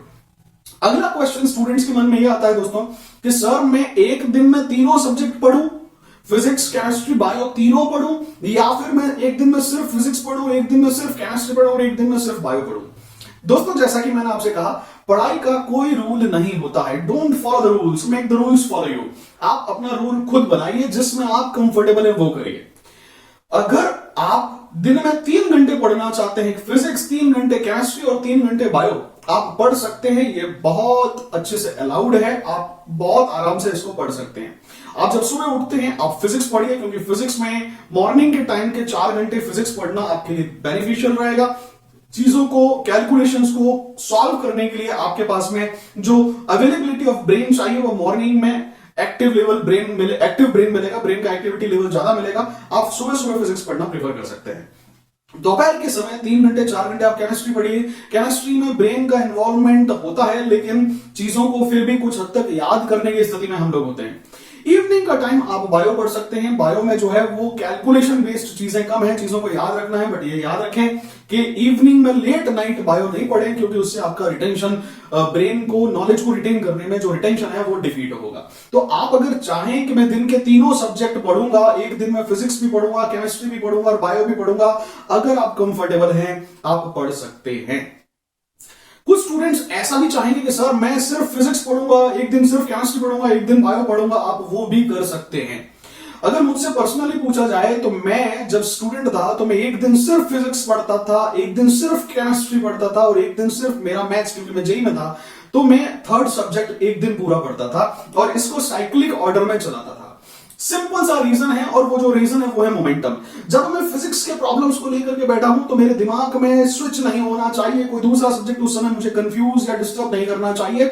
मैं पूरा दिन फिजिक्स को उसी मोमेंटम से पढ़ता हूं या पढ़ना पसंद करता था जिस मोमेंटम से मैं पढ़ता चला जा रहा हूं। यानी मोमेंटम बनाए रखने के लिए मैं एक दिन में एक सब्जेक्ट पर्सनली प्रेफर करता हूं, क्योंकि तीनों सब्जेक्ट हमें पढ़ने साइक्लिक ऑर्डर में आप इन पढ़ सकते हैं। कुछ स्टूडेंट्स मुझसे ये भी पूछते हैं कि सर क्या हमें एक दिन में तीनों सब्जेक्ट करना जरूरी है? जब हम तीनों सब्जेक्ट करते हैं तो क्या हम बराबर टाइम दें, 3 घंटे ही फिजिक्स पढ़ें? क्या फिजिक्स को ज्यादा समय नहीं दे सकते? क्या बायो को ज्यादा समय नहीं दे सकते? बिल्कुल दे सकते हैं। देखिए स्टूडेंट्स, हर स्टूडेंट का अपना अपना इंटरेस्ट होता है। जब हम पढ़ाई करने बैठते हैं तो हमें किसी पर्टिकुलर सब्जेक्ट में ज्यादा इंटरेस्ट आने लगता है। उस इंटरेस्ट की वजह से हम उसे ज्यादा समय देना चाहते हैं, हम उसे कंटिन्यूएशन में पढ़ना चाहते हैं, पढ़ना चाहिए। आपको तीनों सब्जेक्ट्स में से जिस सब्जेक्ट में सबसे ज्यादा इंटरेस्ट आ रहा हो, अगर बायो में आ रहा है, आपको बायो को ज्यादा समय देके उस इंटरेस्ट को हार्नेस करते हुए, इस्तेमाल करते हुए, यूटिलाइज करते हुए उस पढ़ाई को कंटिन्यू रखना चाहिए और उसकी ज्यादा देर तक, लंबे समय तक पढ़ाई करनी चाहिए। यानी जो भी सब्जेक्ट आपको फेवरेट हो, जिसमें इंटरेस्ट आता हो, उस इंटरेस्टिंग टॉपिक या सब्जेक्ट को आप ज्यादा समय दे सकते हैं। जब आप ऐसा करेंगे तो उस सब्जेक्ट का सिलेबस आप ज्यादा फास्ट कवर कर पाएंगे और वो सब्जेक्ट में आपको कॉन्फिडेंस आना शुरू हो जाएगा, चीजें समझ में आएगी, मजा आएगा और सब्जेक्ट आपका स्ट्रांग होता चला जाएगा। अब यहां इस बात का भी ध्यान रखना है दोस्तों कि कई बार हम लोग एक सब्जेक्ट पर फोकस कम कर बैठते हैं, उस तरफ वो हमारा उसको ज्यादा समय नहीं दे पाते हैं, उसमें बोरियत या उसमें डर सा लगने लगता है। जनरली मैंने देखा है स्टूडेंट्स जो है वो फिजिक्स से बहुत ज्यादा डरते हैं। तीनों ही सब्जेक्ट में फिजिक्स एक ऐसा सब्जेक्ट है जिससे बायो का स्टूडेंट तहे दिल से घृणा करता है। तो अगर आपको कोई सब्जेक्ट पसंद न आ रहा हो, भारी लग रहा हो, डिफिकल्ट लग रहा हो, तो उसको इनफैक्ट ज्यादा समय देना चाहिए। आपको इंटरेस्ट नहीं है बट फिर भी बिना फिजिक्स पढ़े आपका काम चलेगा नहीं। इसलिए आपका जो भी सब्जेक्ट वीक हो, जिस सब्जेक्ट से डर लगता हो, उस डर को खत्म करने के लिए, उस वीकनेस को स्ट्रेंथ में कन्वर्ट करने के लिए उस वीक सब्जेक्ट की ज्यादा प्रैक्टिस करनी चाहिए। यानी अगर आप उस सब्जेक्ट को बिना इंटरेस्ट के भी मन मार के ज्यादा देर तक पढ़ेंगे तो चीजें समझ में आएगी। आज नहीं तो कल आएगी, कभी न कभी आएगी ही आएगी। यानी जो भी सब्जेक्ट आपको ज्यादा परेशान कर रहा हो, जो डिफिकल्ट हो, जहां आप वीक हो, उसको ज्यादा पढ़ना चाहिए। जो सब्जेक्ट आपको पहले से आता है, जिसमें आपका इंटरेस्ट है, आप उसको कभी भी पढ़ सकते हो। उसको आप चाहो तो कुछ दिनों के लिए, जब आपका सिलेबस अच्छा खासा उसमें कवर हो जाए, आप उसको थोड़ा सा कम की तरफ भी ले जा सकते हैं। तो किस सब्जेक्ट को कितना समय देना है, यह आपका इंडिविजुअल ट्रेड ऑफ रहेगा। आप ये डिसाइड करेंगे कि अगर मैं एक सब्जेक्ट में इंटरेस्ट आ रहा है, मैं इसी को लगातार पढ़ता चला जाऊं। आपको यह भी इंश्योर करना है कि कोई सब्जेक्ट बिल्कुल वीक भी ना रह जाए। जो कमजोर सब्जेक्ट है उस पर भी ध्यान देते हुए उसको इंप्रूव करना है। तो किसी दिन आपने 3-3 घंटे बराबर पढ़ लिया, किसी दिन आपने 4 घंटे फिजिक्स पढ़ ली, किसी दिन आपने 3 घंटे बायो पढ़ ली। ये टाइम टेबल और टाइमिंग्स जो होगा, डेली टाइमिंग, ये आप इंडिविजुअली मैनिपुलेट करें। आपके लेवल, आपकी परफॉर्मेंस, आपकी अंडरस्टैंडेबिलिटी के आधार पर यह तय करें कि आपको किस सब्जेक्ट को कितना समय देना है। अब दोस्तों हम लोग बात करेंगे कि स्टूडेंट्स के सामने क्या क्या प्रॉब्लम्स आती हैं और उसको कैसे ओवरकम किया जा सकता है। मेरे स्टडी के गोल्डन टिप्स क्या होंगे, उन गोल्डन टिप्स को पहले मैं दूंगा और फिर मैं आपको बताऊंगा कि स्टूडेंट्स कैसे कैसे बहाने बनाते हैं। देखते हैं दोस्तों। तो दोस्तों हम लोगों ने कोचिंग क्लास भी फाइनल कर लिया है, हम लोगों ने डमी करना है या नहीं करना है ये भी फाइनल कर लिया है, हम लोगों ने टाइम टेबल भी बना लिया है और जो भी रिकमेंडेड बुक्स है वो भी ले ली है।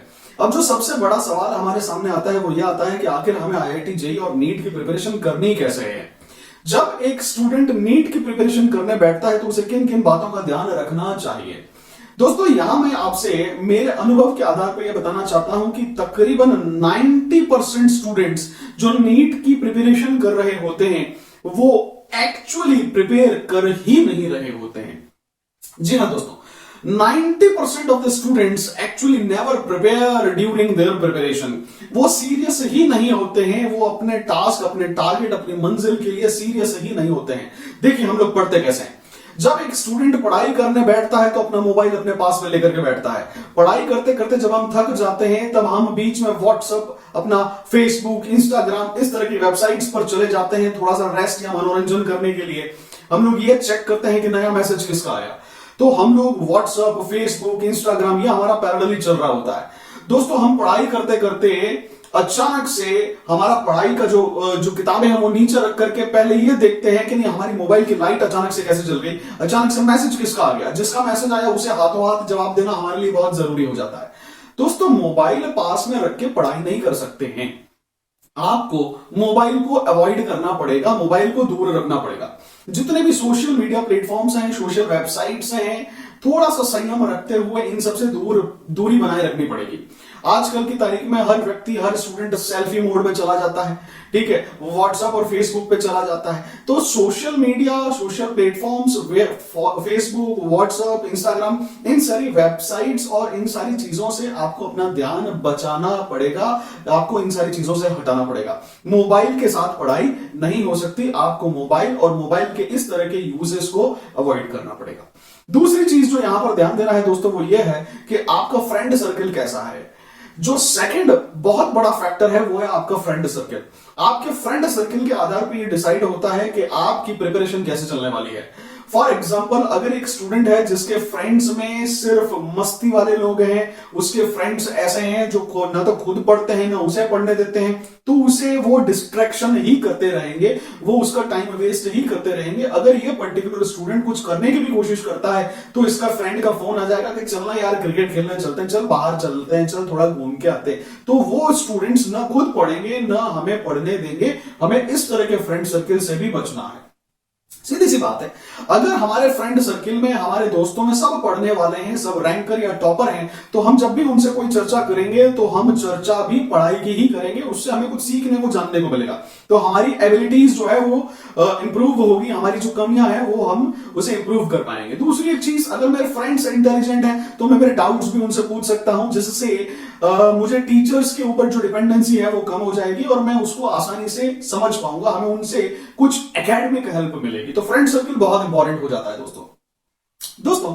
अगर मैं ये मानूं कि आपका फ्रेंड सर्किल भी ओके है, आप मोबाइल का भी ज्यादा इस्तेमाल नहीं करते हैं, फिर भी आपके मार्क्स कम आ रहे हैं, आपका जो है पढ़ाई में मन नहीं लग रहा है, हो सकता है कि आपकी परफॉर्मेंस नीचे जा रही हो, तो उसके क्या रीजंस हो सकते हैं? उसका जो सबसे बड़ा रीजन मुझे समझ में आता है वो है आपका स्टडी पैटर्न।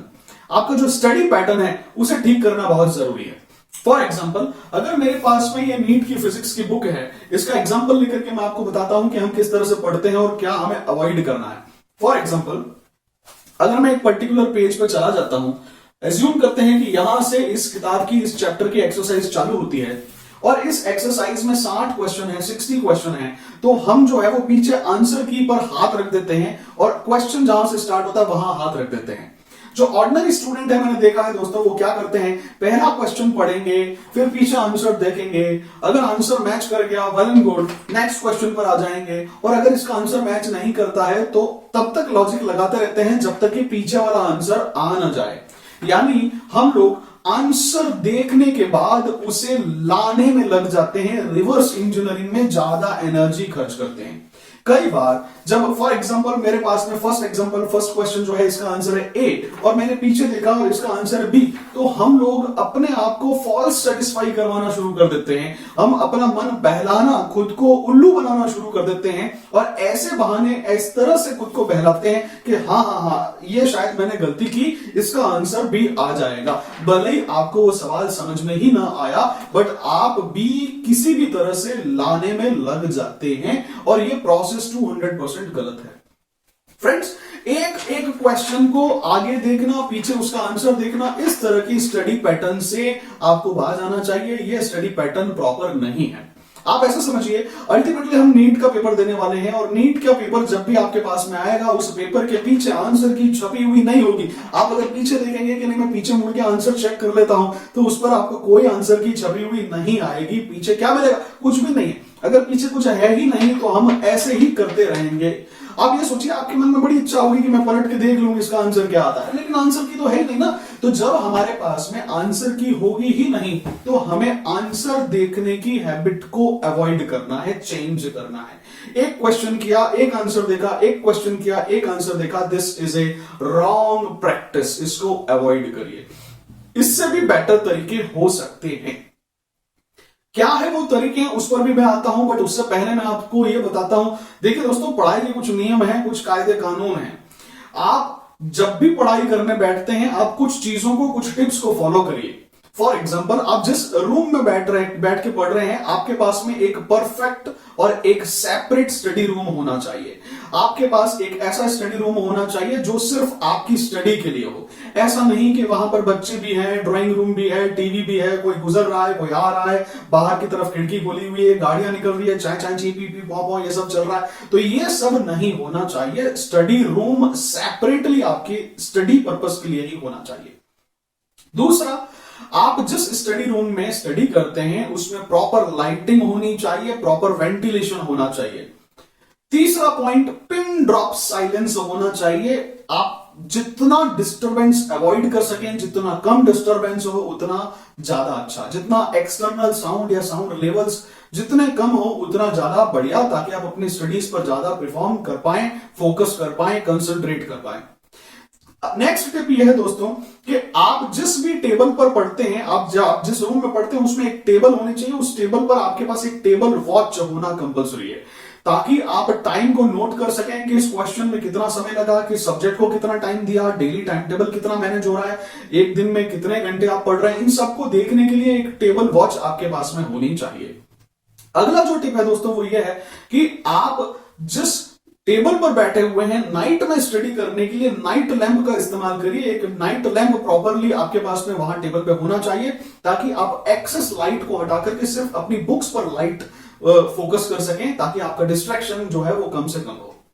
अगली जो हैबिट है दोस्तों वो ये है कि हम लोग जो है वो मैक्सिमम टाइम जो है वो बैठ के कोशिश करते हैं पढ़ने की। यानी कि आप कोशिश करें कि आपकी सिटिंग पावर इंप्रूव हो। अंगद ने जिस तरह से पांव रख दिया था, उस तरह से आप भी, जो भी आपकी टेबल चेयर बैठ के पढ़ने की हैबिट है उस पर आइए, और बैठ के लंबे से लंबा शॉट जो आप लगा सकते हैं, पढ़ाई को दे सकते हैं, वो आप दीजिए। दोस्तों, अगर सिटिंग कैपेसिटी डेवलप नहीं हो पा रही है, आप 4-5 घंटे लगातार नहीं बैठ के पढ़ पा रहे हैं, तो आपको हर 2 घंटे के बाद 2 मिनट का ब्रेक लेना चाहिए। यानी ब्रेक में पढ़ाई करिए। 2 घंटे पढ़िए, ब्रेक लीजिए, फिर 2 घंटे पढ़िए, फिर दोबारा ब्रेक लीजिए, और 2-2 घंटे के बाद 2-2 मिनट के बाद 2-2 घंटे के बाद 2-2 मिनट के लिए अपनी सीट से उठिए, थोड़ा घूम के वापस आइए और बैठ के पढ़ाई करिए।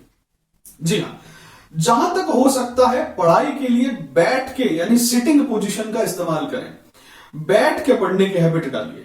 मोस्टली स्टूडेंट्स को मैंने देखा है कि वो पढ़ते बैठे बैठे जब थक जाते हैं तो वो कुछ देर के लिए लेट जाते हैं, या फिर लेट के कमर सीधी करके पढ़ाई करने की कोशिश करते हैं। दोस्तों, होगा ये कि जब आप लेट के पढ़ाई करने की कोशिश करेंगे तो आप कुछ समय के बाद में नींद अनुभव करेंगे। नींद के चलते हुए आप लोग कोशिश, आपके मन में यह आएगा कि नहीं, मैं 2 मिनट के लिए थोड़ा रेस्ट कर लेता हूं, फिर मैं 2 मिनट बाद उठ के पढ़ लूंगा। वो 2 मिनट 10 मिनट में और आधा घंटा 2 घंटे में कब कन्वर्ट हो जाएंगे पता भी नहीं चलेगा। फिर जब आप उठेंगे तब आपको रियलाइज होगा, अरे पिछले 2 घंटे से मैं सो ही रहा था। तो सोते, मतलब जब आप लेट के पढ़ेंगे तो उसका ड्रॉबैक ये होगा कि आपको नींद आएगी और आप जो टाइम है वो सोने में गंवा देंगे। तो इसलिए कोशिश करें कि बैठ के पढ़ें, कमर सीधी रख के पढ़ें, यह सबसे बेस्ट पोस्चर होगा। अगली चीज ये है दोस्तों, ऐसे भोजन के पदार्थ अवॉइड करिए जिससे नींद आती हो। फॉर एग्जाम्पल दही। अगर आप दही या आइसक्रीम का ज्यादा इस्तेमाल करते हैं तो वो स्लीप को, नींद को इंड्यूस करते हैं, नींद बढ़ जाती है, नींद आने की संभावना बढ़ जाती है। तो अगर आप स्टूडेंट हैं और आप बहुत ज्यादा या डेली दही ले रहे हैं तो आप स्लीपी फील करेंगे, आप फोकस नहीं कर पाएंगे, आपको लगेगा कि यार अब तो आधा घंटा सोना ही पड़ेगा। तो खाने में ऐसे पदार्थ को अवॉइड करें जिससे नींद आती हो, ताकि आप स्टडीज पर बेटर फोकस कर पाए। ये बहुत इंपॉर्टेंट है दोस्तों। अब जो नेक्स्ट क्वेश्चन आता है वो ये आता है कि आखिर पढ़ना कैसे है। तो पढ़ना कैसे चाहिए उसके बारे में बात करते हैं। फॉर एग्जाम्पल, इस फिजिक्स की बुक में अगर कहीं से एक्सरसाइज चालू होती है, फॉर एग्जाम्पल अगर यहां से पर्टिकुलर एक्सरसाइज मेरी चालू होती है और इस एक्सरसाइज में 60 क्वेश्चन हैं, लेट अस इमेजिन कि यहां पर 60 क्वेश्चन है। दोस्तों नीट के पेपर में हर क्वेश्चन को 1 मिनट में करना होता है, यानी आप इस क्वेश्चन को, इस एक्सरसाइज को एज ए टेस्ट लीजिए। यानी आप ये मान के चलें कि इस 60 क्वेश्चंस को मुझे 60 मिनट में करना है, ये 1 घंटे का मेरा टेस्ट है, ये एक्सरसाइज नहीं है, यही पेपर है, ये नीट के पेपर में आ गया और यही चीज मुझे सॉल्व करनी है। आप हर सब्जेक्ट के लिए, हर चैप्टर के लिए जो जो एक्सरसाइज आप करेंगे, चाहे वो आपके मॉड्यूल की हो, चाहे वो आपकी बुक्स की हो, चाहे आप कहीं से भी एक्सरसाइज कर रहे हो, चाहे आप पास्ट ईयर का पेपर लगा रहे हो, आप घर पे अपने स्टडी रूम में पढ़ते हैं, तो take your exercise as a test. आपके सामने जो घड़ी है, उस घड़ी में अलार्म सेट कर दीजिए। जो भी 60 मिनट या 45 मिनट का पेपर है, उस पेपर के अकॉर्डिंग, अगर इसके अंदर 45 क्वेश्चंस हैं तो वो 45 मिनट का एक पेपर हो गया, और अगर मेरे पास में 60 मिनट है तो 60 मिनट का पेपर हो गया। अब इस पेपर को करते समय पीछे आंसर नहीं देखना है। जो हम 1 on 1 कर रहे थे, एक क्वेश्चन को किया पीछे देखा, एक क्वेश्चन को किया पीछे देखा, इसको सॉल्व करने का ये तरीका बंद कर दीजिए। मैं आपको बार बार कह रहा हूं, मैं अपने शब्द रिपीट कर रहा हूं दोस्तों, पीछे आंसर नहीं देखना है। अपने इस हैबिट को बदलना है, पीछे आंसर नहीं देखना है। अगर हम पीछे आंसर नहीं देखेंगे और फिर इसको सॉल्व करेंगे, तो आप ये पाएंगे कि आपको ये पता चलेगा कि आपकी स्पीड क्या है और एक्यूरेसी क्या है। देखिए कैसे पता चलेगा। आप एक काम करें, आप एक A4 पेज ले लीजिए और उस A4 पेज पे एक ग्रिड बना दीजिए, बॉक्सेस बना दीजिए, कुछ लाइंस हॉरिजॉन्टल और कुछ लाइंस वर्टिकल खींचिए। फॉर एग्जांपल 60 नंबर के क्वेश्चन, 60 क्वेश्चंस हैं जो आपको सॉल्व करना है, तो 1 से 10 या 1 से 60 तक आप नंबर लिख लीजिए, 1 से 10 एंड 1 से 6, तो 60 ग्रिड बन जाएंगे। ये पेपर आपके OMR शीट की तरह एक्ट करेगा। अब आपने टाइमर सेट कर दिया है 1 घंटे का, और आप पीछे नहीं देख रहे हैं, सिर्फ एक क्वेश्चन को किया, उसको सॉल्व किया, दूसरे क्वेश्चन को किया, उसको सॉल्व किया, और इसी तरह से अगर मैं सॉल्व करता चला जाऊंगा, 1 घंटा जब पूरा हो जाए रुक जाइए। 40 सवाल हो तो भी रुक जाइए, 25 सवाल हो तो भी रुक जाइए। जरूरी नहीं है कि आपके 60 के 60 सवाल आप 1 घंटे में पूरा कर ही पाएंगे। अब जितने भी क्वेश्चंस हुए उसको आप नोट कर लीजिए कि सर 60 क्वेश्चन में से 1 घंटे में मेरे से 25 सवाल होते हैं। यहां से आपको पता चलेगा आपके क्वेश्चंस को अटेम्प्ट करने की स्पीड क्या है। फिर जब आप उस पेपर के सारे क्वेश्चंस अटेम्प्ट कर लेते हैं और आपने पाया कि मैंने 25 क्वेश्चंस अटेम्प्ट किए, तो हर एक को आप +4 -1 के हिसाब से ग्रेड करिए। आप जब अपनी टोटलिंग करेंगे तो पता चलेगा इतने नंबर के क्वेश्चंस मुझे सॉल्व करने थे और मेरे इतने मार्क्स आ रहे हैं, इतने परसेंटेज मेरे बनते हैं। वहां से आपको अपनी एक्यूरेसी पता चलेगी। आपको न सिर्फ अपनी स्पीड पे काम करना बल्कि अपनी एक्यूरेसी पर भी काम करना है। तो इस तरह से अपने स्टडी पैटर्न को चेंज करिए, पीछे देखने की हैबिट हटा दीजिए, और जो भी क्वेश्चंस आप कर रहे हैं उन क्वेश्चंस को स्पीडली सॉल्व करना है। हर चैप्टर के हर एक्सरसाइज को एज ए टेस्ट टाइम के फ्रेम में सॉल्व करना है। अगला बहुत इंपॉर्टेंट पॉइंट मैं आपके साथ शेयर करता हूं फ्रेंड्स। आप नीट के पेपर में जब एग्जामिनेशन हॉल में जाएंगे तो वहां हजारों स्टूडेंट्स को अपने चारों तरफ पाएंगे। जब एक ऑर्डिनरी स्टूडेंट इन इतने सारे स्टूडेंट्स को अपने सामने देखता है तो उसके हाथ पांव फूलने लगते हैं, उसके हाथ से कलम छूटने लगती है, माथे पर पसीना आने लगता है, और आते हुए क्वेश्चंस भी हम भूल जाते हैं, हड़बड़ा जाते हैं। इस हड़बड़ाहट को कंट्रोल करने के लिए आपको अपने day to day daily study pattern पर काम करना पड़ेगा। जब आप अपने स्टडी रूम में किसी एक्सरसाइज या किसी क्वेश्चन या किसी प्रॉब्लम को सॉल्व कर रहे हैं, आप ये इमेजिन करें कि आप जिस टेबल पे बैठे हुए हैं उसके आगे एक मिरर है, पीछे एक मिरर है, इधर भी एक मिरर है, इधर भी एक मिरर है, चारों तरफ कांच लगे हुए हैं जिसमें अपन चेहरा देख सकते हैं। जब अपन अपने चारों तरफ कांच इमेजिन करेंगे, मिरर इमेजिन करेंगे, तो हमें हमारे रिफ्लेक्शंस उसमें दिखाई देंगे। आगे भी इन्फिनाइट, पीछे भी इन्फिनाइट, दाएं भी इन्फिनाइट, बाएं भी इन्फिनाइट, हमारे ही जैसे इन्फिनाइट रिफ्लेक्शंस आप इमेजिन करें। ये कांच है नहीं, हमें इमेजिन करने हैं। जब आप पढ़ाई करते करते ये इमेजिन करोगे कि मेरे ही जैसे इस तरफ इन्फिनाइट और इस तरफ इन्फिनाइट और इस तरफ और इस तरफ बहुत सारे हजारों स्टूडेंट्स उसी एक क्वेश्चन को सॉल्व कर रहे हैं, तो आप उस प्रेशर को फील कर पाओगे। जब अपन घर पर उस क्वेश्चन को सॉल्व करते करते, उस एक्सरसाइज को सॉल्व करते करते उस प्रेशर को फील करने की आदत डाल देंगे, तो इतने 2 साल 1 साल की प्रिपरेशन के बाद वो प्रेशर हमें अब फील नहीं होगा। जब आप एग्जाम में बैठेंगे तब आपको प्रेशर फील नहीं होगा। जब बाकी स्टूडेंट्स घबरा रहे होंगे आप कॉन्फिडेंट होंगे, क्योंकि आपको पता है इस तरफ स्टूडेंट्स, इस तरफ स्टूडेंट्स, आगे स्टूडेंट्स, पीछे स्टूडेंट्स, स्टूडेंट्स ही स्टूडेंट्स आपके चारों तरफ। ये आपके लिए कोई नई बात नहीं है, आप ऐसे ही इमेजिन करते करते पढ़ते हुए आए हैं। तो आप अपनी इमेजिनेशन से प्रेशर को कंट्रोल कर सकते हैं। इस तरह से अपने स्टडी के हैबिट्स को भी आप चेंज कर सकते हैं। दोस्तों नेक्स्ट टिप ये है कि आप अपने पैटर्न के अकॉर्डिंग प्रैक्टिस करिए। जो भी एग्जाम है उस एग्जाम का पैटर्न क्या होने वाला है उस तरह से स्टडी को फोकस करिए। मैंने देखा है कि जो नीट के स्टूडेंट्स होते हैं वो फिजिक्स में HC वर्मा लगाते हैं। कई बार उनके टीचर्स उन्हें HC वर्मा लगाने की सलाह देते हैं। कुछ स्टूडेंट्स इरोडोव या फिनार या इस तरह की जो बुक्स JD ली और जो रशियन ऑथर्स की बुक है वो भी फिजिक्स या केमिस्ट्री में लगाते हैं। देखिए दोस्तों, नीट का पैटर्न ऑब्जेक्टिव पैटर्न है। हमें उस किताब को सॉल्व करना है, उस प्रैक्टिस बुक को सॉल्व करना है जिसमें ऑब्जेक्टिव क्वेश्चंस हैं। हाँ, आप थ्योरी के लिए HC वर्मा या केमिस्ट्री में थ्योरी के लिए JD ली या IR फिनार लगा सकते हैं, लेकिन ये बुक्स नीट के पैटर्न को ध्यान में रखते हुए नहीं लिखी गई है। HC वर्मा के अंदर ऑब्जेक्टिव क्वेश्चंस मुट्ठी भर हैं। आप अगर HC वर्मा के सब्जेक्टिव क्वेश्चंस को सॉल्व करके बैठे हुए हैं और सोच रहे हैं कि HC वर्मा मैंने लगा दी तो नीट के लिए बहुत अच्छा रिसोर्स है, जी नहीं, ऐसा नहीं है। क्यों? क्योंकि HC वर्मा के सब्जेक्टिव क्वेश्चंस नीट में उस पैटर्न के क्वेश्चंस नहीं पूछे जाते। थ्योरी के लिए आप जरूर लगा सकते हैं, लेकिन प्रैक्टिस के लिए आप HC वर्मा जैसी बुक्स नीट में मैं पर्सनली रिकमेंड नहीं करता।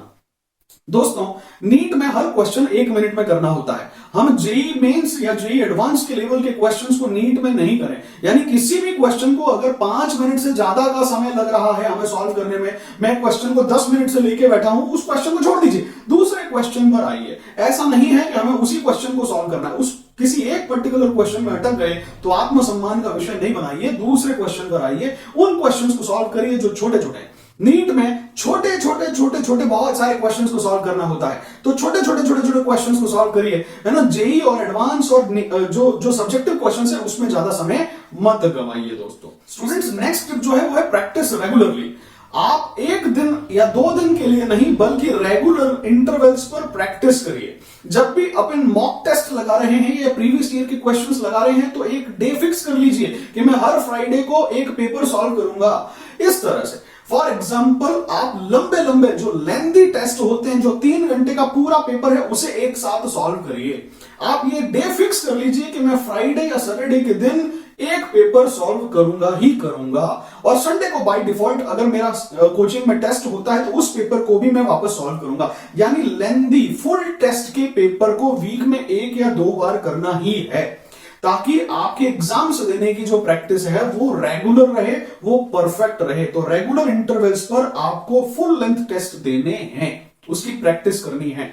दोस्तों जो नेक्स्ट टिप है वो ये है कि stay away from guess work. मैंने देखा है कि जो स्टूडेंट्स हैं वो तुक्केबाजी ज्यादा करते हैं।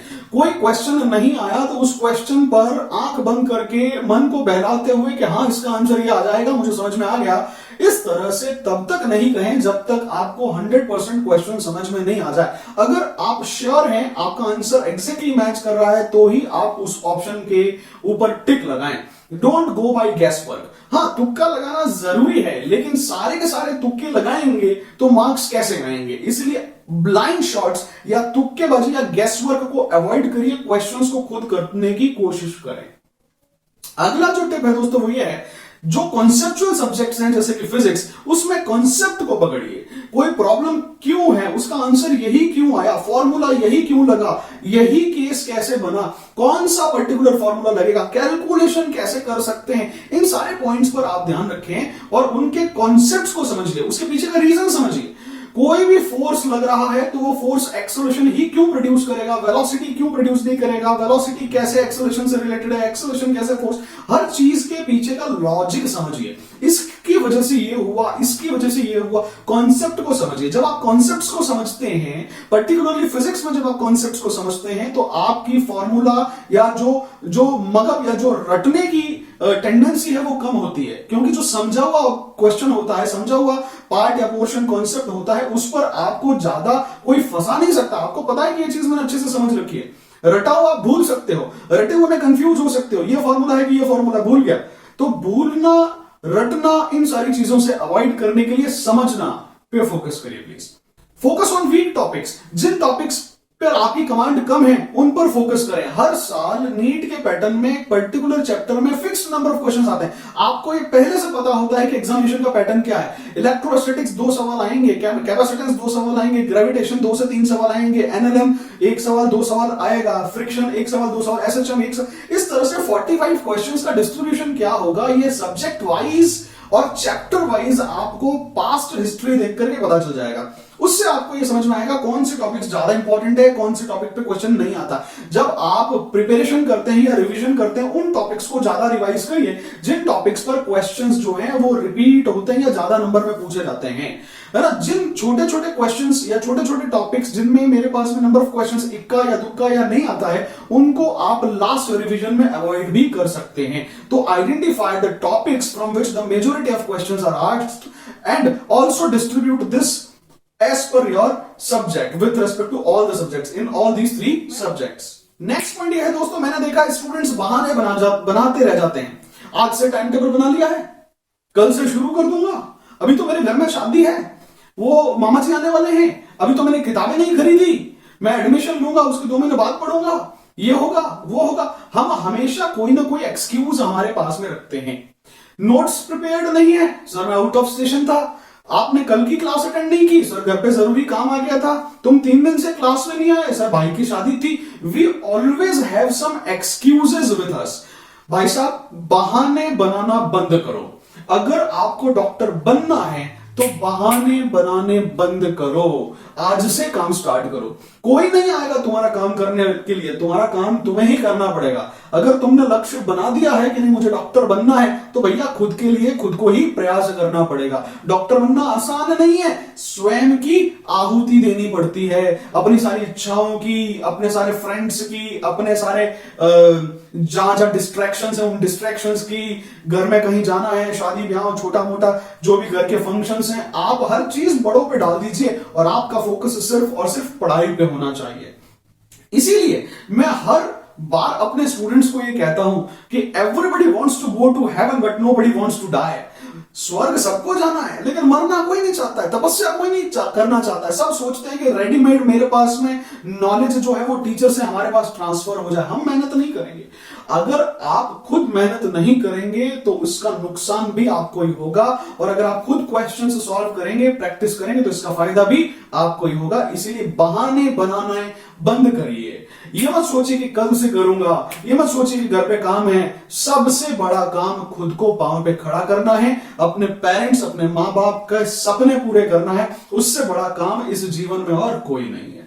दूसरी चीज मैं और बता देता हूं दोस्तों, कुछ स्टूडेंट्स को लगता है कि हम नहीं कर पाएंगे, हमारा वो स्तर नहीं है। तो मैं आपको बता दूं, सारे के सारे स्टूडेंट्स एक जैसे होता है। अगर कोई क्वेश्चन तुम्हें समझ में नहीं आया तो वो उन्हें भी समझ में नहीं आया होगा। ये मत सोचो कि नहीं ये क्वेश्चन सिर्फ मुझे समझ में नहीं आया, उनको समझ में आता है, वो लोग ज्यादा इंटेलिजेंट है। नहीं, ऐसा नहीं है। अगर उनको समझ में आता है तो तुम भी समझ सकते हो, और अगर तुम्हें समझ में नहीं आया तो वो उनको भी समझ में नहीं आया होगा। ऐसा नहीं है कि उनके पास कुछ स्पेशल है। हाँ, यह चीज जरूर है कि तुम जो है अगर मेहनत कर लोगे तो तुम्हें सब कुछ समझ में आने लगेगा। आज नहीं तो कल जरूर आने लगेगा। दोस्तों, जो टॉपर होते हैं, ऐसा नहीं है कि वो मंगल ग्रह से आते हैं, वो एलियन होते हैं, उनके पास में 4 हाथ और दिन में 48 घंटे होते हैं, ऐसा नहीं होता है। उनके पास भी वही इंग्रेडिएंट्स, वही आइटम्स, वही रिसोर्सेस और वही समय, वही टाइम अवेलेबल है जो तुम्हारे पास में है। अगर वो कर सकते हैं तो तुम भी कर सकते हो। अगर कोई स्टूडेंट रैंक 1 ला सकता है, 720 में से 720 ला सकता है, तो तुम क्यों नहीं ला सकते हो? अगर कोई स्टूडेंट क्लास में फर्स्ट आ सकता है तो तुम क्यों नहीं आ सकते हो? वो स्टूडेंट क्लास में फर्स्ट इसीलिए आया, वो स्टूडेंट 720 में से 720 इसीलिए लाया क्योंकि वो लाना चाहता था, वो फर्स्ट आना चाहता था। अगर तुम भी फर्स्ट आना चाहते हो तो तुम एफर्ट्स करो, तुम भी आ सकते हो, तुम्हें कौन रोक सकता है? अगला मैंने देखा है दोस्तों, कई बार स्टूडेंट्स मेरे पास में आके बोलते हैं कि टीचर हमें क्लास में पढ़ाता है, हमें सब कुछ समझ में आता है, लेकिन जब हम खुद करने बैठते हैं तो हमसे खुद से क्वेश्चन नहीं होते हैं, हमसे खुद से बाद में जब हम अकेले में पढ़ते हैं तो हमसे कुछ भी नहीं बनता है। देखिए दोस्तों, ये बहुत कॉमन सी प्रॉब्लम है, और मैं आपको बता दूं, अगर आप 11th क्लास के स्टूडेंट हैं तो आपको चिंता या डरने की कोई जरूरत नहीं है, क्योंकि बाकी सभी 11th क्लास के स्टूडेंट्स बिल्कुल उसी तरह से, उसी मजदार, उसी नाव में हैं जैसे आप हैं।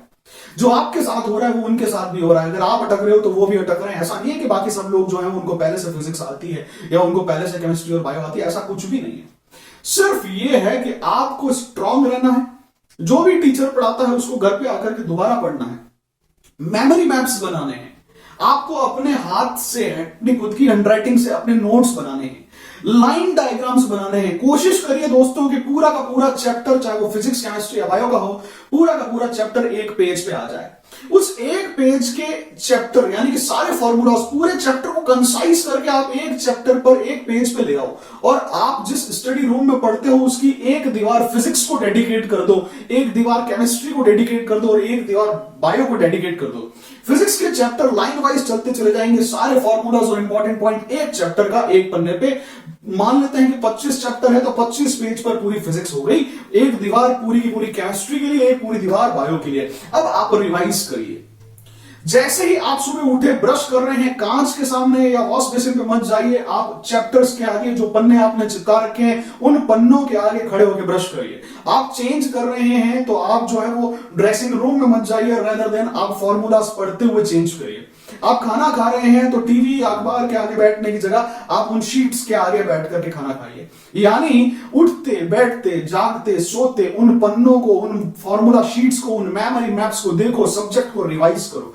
आप ये सोचो, इस केस में ये फॉर्मूला लगेगा, इन दोनों रिएक्शंस का प्रोडक्ट ये बनेगा, मेरे पास में जेनेटिकली ये चीज होती है, जीन्स इसे, हर चीज के पीछे जो भी लॉजिक है उसको रिवाइज करते रहिए। टीचर ने एक चैप्टर पढ़ा दिया, उस चैप्टर को घर पे आके रिवाइज करिए। एक किताब से पढ़िए, दूसरी किताब से पढ़िए, तीसरी किताब से पढ़िए। पहले थ्योरी पढ़िए, फिर सॉल्यूशंस, सॉल्व एग्जांपल्स पढ़िए, फिर क्वेश्चंस करिए। जो इजी क्वेश्चंस हैं उनको पहले करिए, फिर डिफिकल्ट क्वेश्चंस को करिए, तीसरे तरह के जो मोस्ट डिफिकल्ट क्वेश्चंस होते हैं उनको करिए। जहां अटक गए अपने टीचर की सहायता लीजिए। इसी तरह से करना है। ऐसा नहीं है कि इसका कोई गुरु मंत्र है। भाई साहब, फिजिक्स केमिस्ट्री और बायो के कैप्सूल्स नहीं आते मार्केट में कि आप कैप्सूल ले लोगे और आपका सब्जेक्ट स्ट्रांग हो जाएगा। वो टेक्नोलॉजी नहीं आई अभी तक कि पेन ड्राइव टीचर ने अपने दिमाग में निकाली, फाइल ट्रांसफर की, उसको निकाल के आपके दिमाग में लगा दिया, आप फिजिक्स एक्सपोर्ट हो गया, आपके दिमाग में जो है फिजिक्स जो है वो इंस्टॉल हो गई। नहीं, हम सब्जेक्ट्स को इंस्टॉल नहीं कर सकते। तो इस तरह से आपको प्रैक्टिस करनी पड़ेगी। सब्जेक्ट में इंटरेस्ट नहीं आ रहा, इंटरेस्ट लाना पड़ेगा। किसी चीज में बोरियत सी महसूस हो रही है, बोरियत को दूर भगाना पड़ेगा। आप जब तक अपने स्टडी पैटर्न को चेंज नहीं करेंगे तब तक आप शिकायत करेंगे। आप जिस दिन प्रैक्टिस करना, क्वेश्चंस को करना शुरू कर देंगे, आप कभी ये नहीं बोलेंगे कि मुझे सब्जेक्ट नहीं आता है या मुझे इसमें इंटरेस्ट नहीं आता। इंटरेस्ट भी आएगा, मार्क्स भी आएंगे, परफॉर्मेंस भी होगी। सिर्फ आपको अपने स्टडी पैटर्न पर फोकस करना है, अपने पढ़ाई करने के तरीके पर फोकस करना है और अपने ऊपर कॉन्फिडेंस रखना है। देखिए, सारा का सारा सब्जेक्ट एक दिन में डेवलप नहीं होगा, लेकिन रोज का थोड़ा थोड़ा डेवलप होगा। दूसरी चीज, जो गया हुआ समय वो कभी वापस नहीं आएगा। अगर अपने पास 24 घंटे हैं और वो 24 घंटे में से 2 घंटे आपने वेस्ट कर दिए, 4 घंटे आप मूवी देखने चले गए, तो वो टाइम कभी वापस नहीं आएगा। आपके पास दीपावली की छुट्टियां मिली, आपने 7 दिन की दीपावली की छुट्टियां मिठाई में और खेलने में व्यस्त कर दी, तो वो छुट्टियां दोबारा नहीं मिलेगी। हर वो चीज जो आपको मिल रही है, उस रिसोर्स को, उस टाइम रिसोर्स को यूटिलाइज करिए। जो भी टाइम आपको मिलता है वो टाइम एक बार ही मिलता है, उसको यूटिलाइज करिए। उसमें डेली शेड्यूल बनाइए, टाइम टेबल बनाइए, अपना काम डेली करने की कोशिश करिए। ये बहुत इंपॉर्टेंट है और छोटी छोटी सी चीजें हैं जो आपको लीडिंग एज देंगे। एक ब्रिलियंट स्टूडेंट और एक ऑर्डिनरी स्टूडेंट में सिर्फ प्रैक्टिस का ही तो डिफरेंस होता है। ब्रिलियंट स्टूडेंट अपने सब्जेक्ट में बहुत सारे क्वेश्चंस की, थ्योरी की, क्वेश्चंस की प्रैक्टिस करके आता है। वो थ्योरी को 4 बार रिवाइज करता है, नोट्स को 10 बार पढ़ता है, वो अपने लाइन डायग्राम्स बनाता है, ब्रेन मैप्स बनाता है, प्रैक्टिस करता है, पास्ट ईयर के प्रॉब्लम्स करता है, डीपीपीस करता है, रेगुलर टेस्ट देता है, सेल्फ इवैल्यूएशन टेस्ट देता है। वो थ्योरी के जो क्वेश्चंस है उन्हें करता है, जो सॉल्व एग्जांपल्स है उन्हें देखता है, 10 तरह की बुक्स देखता है, टीचर से डाउट पूछता है। यही वो चीजें हैं, अगर वो आप करना शुरू कर दोगे तो आप भी उससे बेटर परफॉर्म करोगे, उसके इक्वल परफॉर्म करोगे, आप भी ब्रिलियंट और आप भी टॉपर स्टूडेंट बन जाएंगे।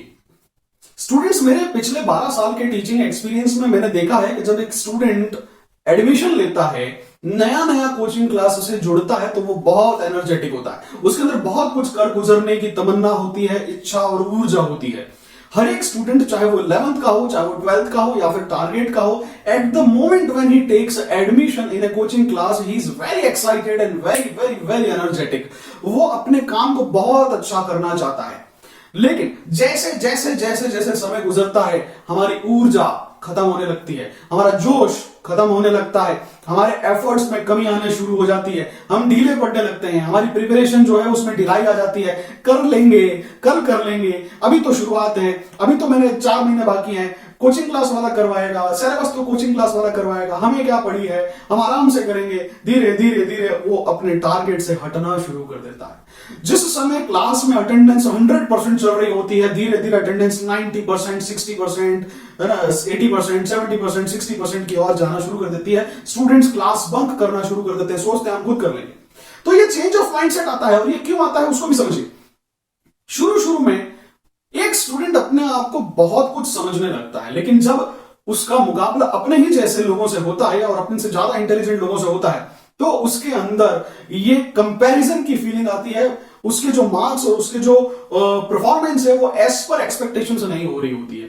तो जब परफॉर्मेंस अच्छी नहीं चल रही होती है, जब मार्क्स अच्छे नहीं आ रहे होते, जब रिजल्ट्स अच्छे नहीं आ रहे होते और घर वालों की तरफ से कंटिन्यूअस प्रेशर होता है, तो हम किसी को जब मुंह नहीं दिखा पाते हैं तो हम बचना चाहते हैं। हम सोचते हैं कि यार ये क्या है। फिर ऐसा भी होता है कि कुछ पर्टिकुलर सब्जेक्ट्स में हमारा इंटरेस्ट डेवलप हो जाता है। बायो बहुत अच्छी लगती है, केमिस्ट्री ठीक ठाक है, फिजिक्स तो भैया सामने भी नहीं देखनी, हटाओ हमारी नजरों के सामने से। जब ऐसा होता है तो हम उस सब्जेक्ट में कम टाइम देते हैं, हमारे क्वेश्चंस, हमारे इंटरेस्ट, हमारी प्रैक्टिस सब डिफीट होने लगती है। तो रिजल्ट्स कैसे आएंगे? जब हम रिजल्ट तब आएंगे ना जब आपने उसको उतना अच्छे से पढ़ा होगा। जब हम किसी सब्जेक्ट को अच्छे से पढ़ ही नहीं रहे, हम उससे थोड़ा सा दूर भागना शुरू कर दिए, उसकी क्लासेस बंक करना शुरू कर दिए, तो हमारा परफॉर्मेंस कम होने लगता है। परफॉर्मेंस कम आता है, रैंक नीचे जाती है, तो लोगों के बीच में थोड़ी सी हंसी का पात्र, घर वालों की जो दबाव, उस वजह से हम थोड़ा मेंटली डिस्टर्ब लेना शुरू कर देते हैं। और तब आता है पेंडिंग। पेंडिंग क्या है उस पर भी बात करते हैं। लेकिन इस परिस्थिति में जब एक स्टूडेंट काम करता है तो वो धीरे धीरे डिमोटिवेट होता चला जाता है। मैंने देखा है 99% स्टूडेंट्स जो है वो धीरे धीरे डिमोटिवेट होने लग जाते हैं, क्योंकि उनकी परफॉर्मेंस गिर रही होती है। मैं आपको बता दूं, ये आपके अकेले के साथ नहीं हो रहा है, ये सबके साथ हो रहा है। क्योंकि जैसे जैसे सिलेबस बढ़ रहा है, बर्डन बढ़ रहा है। पहले हमें एक चैप्टर पढ़ना था, हम आसानी से पढ़ पा रहे थे, अब हमें 25 चैप्टर पढ़ने हैं और 3 सब्जेक्ट्स में पढ़ने हैं, 75 चैप्टर हमसे पढ़े नहीं जा रहे। हम एक पढ़ते हैं, टीचर आगे चला जाता है, और जो गैप क्रिएट होता है उसी को कहते हैं पेंडिंग। दोस्तों, स्टूडेंट लाइफ में मैंने पर्सनली फील किया कि किसी भी स्टूडेंट का जो जानी दुश्मन है, जो सबसे बड़ा दुश्मन है, वो है उसका पेंडिंग वर्क।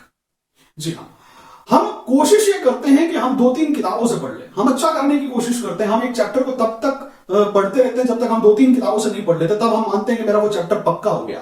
अब ये सब करने में लगता है समय, और उस समय में टीचर चला जाता है आगे, टीचर अगले चैप्टर पे चल रहा होता है और हम घर पे पिछले ही चैप्टर को रिवाइज कर रहे होते हैं। उस चक्कर में टीचर जो क्लास में समझाता है, हमारा उस तरफ फोकस ही नहीं रहता है, क्योंकि हम घर पे जो पढ़ रहे हैं वो उस टीचर से 1 चैप्टर या 2 चैप्टर पीछे चल रहे हैं। पेंडिंग वर्क इकट्ठा हो गया, समय मिले, छुट्टी मिले तो हम उस पेंडिंग को कंप्लीट करें। और ये हर स्टूडेंट के साथ में होता है, हर सब्जेक्ट में होता है। जब आप बहुत ज्यादा रिसोर्सेज करने की कोशिश करते हो, आप ये भी करना चाह रहे हो, वो भी करना चाह रहे हो, आप सब कुछ करना चाह रहे हो, तो पेंडिंग इकट्ठा हो जाता है और ये पेंडिंग कवर नहीं होता।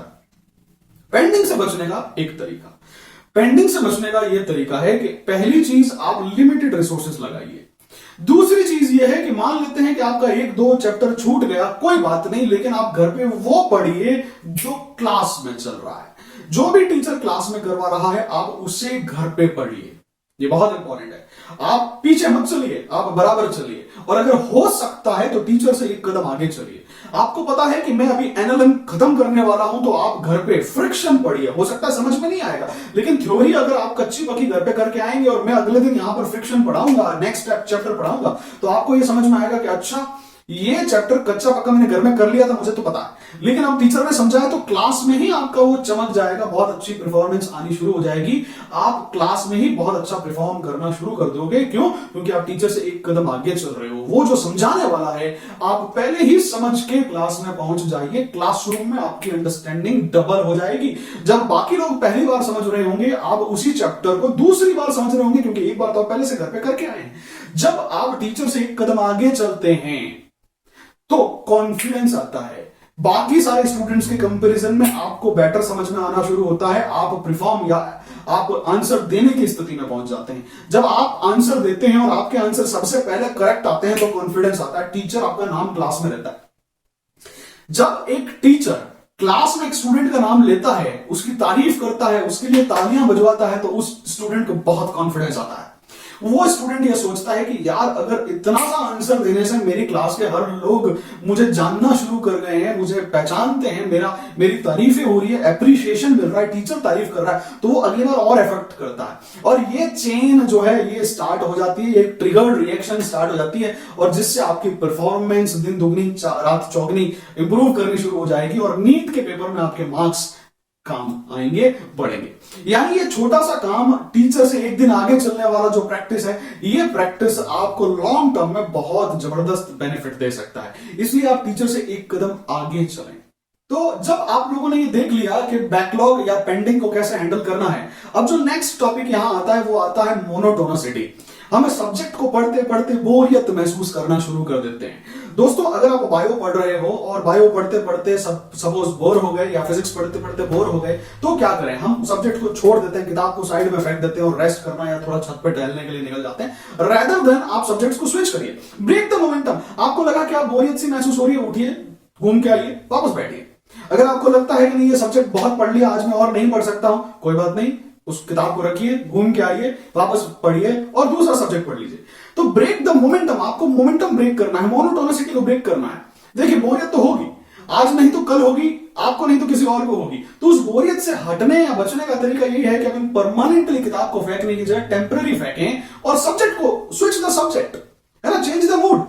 बीच में गाना सुन लिए, थोड़ा घूम के आ गए, है ना, 5 मिनट कुछ और दूसरा काम कर लिया, अखबार पढ़ लिया। इस तरह से आप कुछ भी मोनोटोनिसिटी को ब्रेक करें ताकि वो सब्जेक्ट का जो फ्लेवर है वो आपके पास मिलता रहे। देखिए बोरियत को ब्रेक करना बहुत जरूरी होगा। इंसेंटिव सिस्टम लेकर के आइए। दोस्तों आप जब भी पढ़ाई करने बैठते हैं तो अपने लिए एक टारगेट बनाइए। टारगेट बनाइए कि मेरा अगर संडे तक इतना पोर्शन हो गया तो मैं अपने आप को 100 रुपीज दूंगा। या आप सिर्फ मेंटली इमेजिन करें, आप सिर्फ ये मेंटली इमेजिन करें कि मेरे पास अगर ये टारगेट इतने टाइम में मैंने अचीव कर लिया तो मुझे ये अप्रिशिएशन मिलेगा। खुद ही अपने आप को अप्रिशिएट करिए। एक कागज का टुकड़ा लीजिए और उसके ऊपर 100 रुपीज लिख दीजिए। आपको असली नोट की भी जरूरत नहीं है, वो कागज का टुकड़ा एक गुल्लक में डाल दीजिए जब आपका वो टारगेट कंप्लीट हो जाए। और आप इसी तरह से हर बार जब टारगेट कंप्लीट हो तो उस गुल्लक में कुछ पैसे डालते चले जाइए जो जेन्युइन प्रैक्टिकल उसके अंदर हो। और ये इमेजिन करें कि आप अपने आप को इंसेंटिव्स दे रहे हो। दैट मीन्स आपको कोई पे नहीं करने वाला है, आपको पापा जी की पॉकेट से वो मनी नहीं निकालना है, लेकिन आपको यह सोचना है कि मैंने कितने सारे पैसे इकट्ठे कर लिए। क्यों? क्योंकि मैंने इतने सारे टॉपिक्स पढ़ लिए। कुछ ऐसा आइडिया डेवलप करना है जो आपको पढ़ाई के लिए मोटिवेट कर सके। तो वो आप इंसेंटिव बेसिस पर भी कर सकते हैं। खुद के लिए कुछ इंसेंटिव डिसाइड करिए कि अगर मेरा ये टारगेट कंप्लीट हो गया तो मैं खुद के लिए ये काम करूंगा, और वो काम आपको वर्चुअली करना है। दोस्तों ये बात हमेशा याद रखना कि इस पृथ्वी पर केवल 3 ऐसे लोग हैं जो आपका सिलेक्शन चाहते हैं। एक आपके फादर पिताजी, एक आपकी मदर माताजी, और एक आप खुद। ये सिर्फ 3 ही ऐसे लोग हैं जो आपका सिलेक्शन चाहता है। इसीलिए आपको अपने पेरेंट्स को ध्यान में रखते हुए उनकी सारी इच्छाओं को पूरी करने के लिए दिन दुगनी रात चौगनी मेहनत करनी है और उनके लिए आपको बेस्ट रिजल्ट्स लेके आने। स्टूडेंट्स अब समय है अपनी परीक्षा का। जिस चीज के लिए हम लोग इतनी मेहनत कर रहे थे, जो हम 2 साल से प्रिपरेशन कर रहे थे, जब वो दिन आ जाए, यानी कि जिस दिन नीट का पेपर हो उस दिन नीट का पेपर लिखना कैसे है, इस चीज के बारे में हम लोग चर्चा करेंगे। पहली चीज यह है कि जब भी IIT JEE या नीट का पेपर होता है तो गवर्नमेंट की तरफ से कुछ कॉलेजेस या सेंटर्स अलॉट किए जाते हैं। आपका सेंटर जहां पर भी जिस भी सिटी में आता है, आपको अपने एग्जामिनेशन हॉल में 1 घंटे पहले पहुंचना चाहिए। यानी खाना वाना नाश्ता वास्ता उस अकॉर्डिंग लेकर के आप वहां पर 1 घंटे पहले पहुंच जाएं। दूसरी चीज ये है, एग्जाम से 1 दिन पहले आप लोगों को कुछ भी रिवाइज या नया पढ़ने की जरूरत नहीं है। आप अपनी पढ़ाई 1 दिन पहले छोड़ दीजिए। जो भी आप लोगों ने किया है वो बेस्ट किया है। अगर आप लोगों का सिलेक्शन नहीं होगा तो किसका होगा? आप लोगों की मेहनत है, जो आप लोगों ने पढ़ाई किया है, वही एग्जाम में आने वाला है। इस कॉन्फिडेंस के साथ में अपने आप को दोहराते रहिए कि जो भी एग्जाम होगा वो बहुत अच्छा होने वाला है। दूसरी चीज ये है दोस्तों, जब अपन एग्जामिनेशन हॉल में एंटर करते हैं और पेपर आपके पास में आता है तो यहां पर भी एक छोटी सी ट्रिक अपनाई जा सकती है। जनरली पेपर ऑफलाइन मोड के जितने भी पेपर्स होते हैं वो कैंडिडेट को एग्जामिनेशन शुरू होने से 10 या 15 मिनट पहले ही दे दिए जाते हैं। अब दोस्तों आप इमेजिन करें कि मेरे पास में ये एक पेपर है, लेट अस से कि ये एक ऑफलाइन का एग्जामिनेशन पेपर है। तो उस एग्जामिनेशन के पेपर में यहां पर फ्रंट पेज होगा या उसका बैक साइड होगा, यहां पर पिन लगी होगी और यहां पर सील लगी होगी। आप इसे बेल लगने से पहले यानी कि रिंग लगने से पहले, घंटी लगने से पहले खोल नहीं सकते, टाइम से पहले ओपन नहीं कर सकते, आप इस सील को तोड़ नहीं सकते। अगर आपके पास ये पेपर 15 मिनट पहले आ जाता है तो आप एक छोटी सी ट्रिक अपना सकते हैं। आप इस पेपर को बीच में से इस तरह से फोल्ड कर दीजिए। देखिए, अगर मैं इसको बीच में से फोल्ड कर दूं तो जो बीच वाला सेक्शन है, अगर मैं उसको गौर से देखूं तो मुझे यहां पर ये पेपर बड़े आराम से दिखाई दे रहा है। मैं क्वेश्चंस को पढ़ सकता हूं, उसको मन ही मन में सॉल्व कर सकता हूं, उसके आंसर्स को ब्रेन में स्टोर कर सकता हूं। एग्जामिनेशन शुरू होने से पहले इस तरह से अगर पन्ने पलट पलट के मैं देखूं तो मैं 4 से 5 क्वेश्चंस एग्जामिनेशन से शुरू में ही कर लूंगा। उन सभी क्वेश्चंस को आप ब्रेन में स्टोर कर लीजिए। जैसे पेपर चालू हो सबसे पहले उन 5 सवालों के आप गोले या बबल फिल कर लीजिए। नीट का पेपर तो बहुत इजी होता है। आप अगर बायोलॉजी के सेक्शन में इस तरह से पहुंच जाएं तो आप 10 सवाल एग्जामिनेशन शुरू होने से पहले ही कर लेंगे। ये एक एडिशनल बेनिफिट ऑफ टाइम आपको मिलेगा। दूसरा एक बहुत इंपॉर्टेंट पॉइंट मैं आपके साथ शेयर करता हूं दोस्तों। 3 सब्जेक्ट्स हैं, फिजिक्स, केमिस्ट्री और बायोलॉजी। फिजिक्स में कुछ क्वेश्चंस थ्योरेटिकल आएंगे और कुछ क्वेश्चंस में कैलकुलेशंस आएगी। तकरीबन 60 से 70% क्वेश्चंस फिजिक्स के ऐसे होंगे जिसमें कैलकुलेट करना पड़ेगा, यानी कि मैथ्स इन्वॉल्व हो जाएगी। केमिस्ट्री के 3 पार्ट्स होते हैं, ऑर्गेनिक, इनऑर्गेनिक और फिजिकल। तो इनऑर्गेनिक और फिजिकल, मोस्टली फिजिकल में कैलकुलेशन वाला पार्ट आता है, लेकिन बायोलॉजी में हार्डली कुछ कैलकुलेशन वाला सेक्शन है। और आपको पता है कैलकुलेट करने में समय लगेगा, कैलकुलेट करने में गलतियां होगी, यानी मुझे वो सेक्शन पहले अटेम्प्ट करना चाहिए जिसमें कैलकुलेशन लीस्ट है, मिनिमम कैलकुलेशन है, यानी कि बायो। सबसे पहले आप बायो का पेपर अटेम्प्ट करेंगे, सेकंड नंबर में आप केमिस्ट्री का पेपर अटेम्प्ट करेंगे और थर्ड नंबर में आप फिजिक्स का पेपर अटेम्प्ट करेंगे। 3 घंटे का समय आपके पास में है। आप ये कोशिश करें कि मैं पहले 1.5 घंटे का जो फर्स्ट 1.5 आवर्स का टाइम है उसे 3 भागों में डिवाइड कर देता हूं, 30 मिनट्स 30 मिनट्स 30 मिनट्स। पहले 30 मिनट तक बायो करिए और बायो के जो क्वेश्चंस कर लेते हैं उसके बबल्स इमीडिएटली फिल करिए।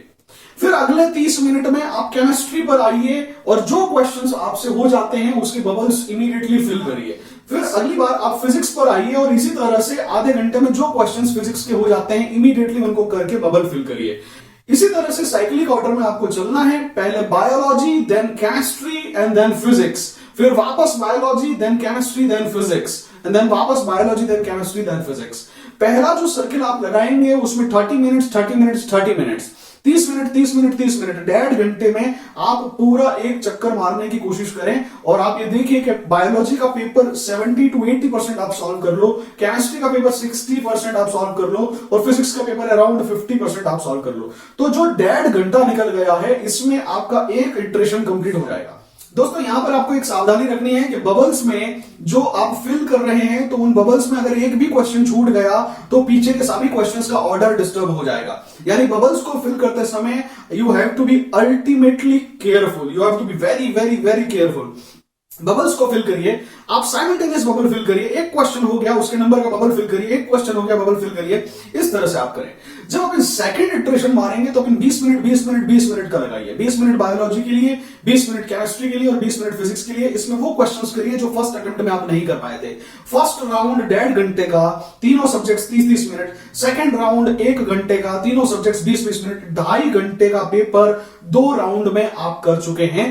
और अच्छी बात यह है कि जब अपन साइमल्टेनियसली बबल फिल करते हैं तो हमारे मन से प्रेशर निकलता रहता है। पहले 180 थे, बबल फिल करने के बाद में 179 हो गए, 179 हो गए, फिर एक बबल फिल कर लिया, तो नंबर ऑफ क्वेश्चंस जो हैं वो इस तरह से रिड्यूस होते रहते हैं। आप मेंटली रिलैक्स रहते हो। जब लास्ट के आधा घंटा बचे तो उस लास्ट के आधे घंटे में आप उन सभी क्वेश्चंस को वापस देखिए जो आपके दोनों राउंड्स के बाद भी छूट गए थे। अगर किसी 2 ऑप्शंस में कंफ्यूजन है, 4 ऑप्शंस में से आप ये 2 ऑप्शंस आपने डिसाइड कर लिया कि मैं ये नहीं, ये तो होंगे ही नहीं, यही 2 ऑप्शंस हैं, आंसर इन दोनों में से एक है, इस तरह के क्वेश्चंस को मार्क करते चलिए।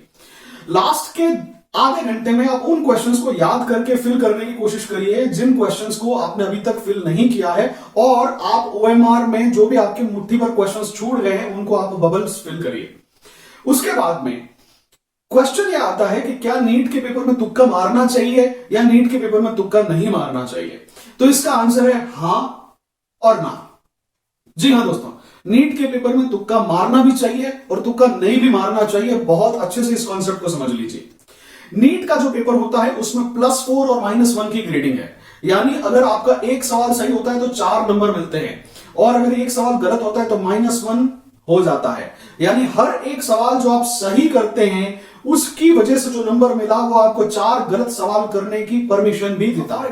दोस्तों फॉर एग्जांपल अगर आपने 5 तुक्के मारे और उसमें से एक सही हो गया, 20% अगर आपका लक है, एक ही सही हुआ बाकी सब गलत हो गए, तो भी नो प्रॉफिट और नो लॉस। अगर आपके 2 सवाल सही हो गए और 3 सवाल गलत हो गए तो आप कुछ लेके आओगे, अदरवाइज आप सब छोड़ के आते, आपको कुछ मार्क्स गेन होंगे। अगर आपका लक 60% है, 3 सवाल सही है और 2 सवाल गलत है, 60% अगर लक आपको फेवर करता है, फायदा ही फायदा।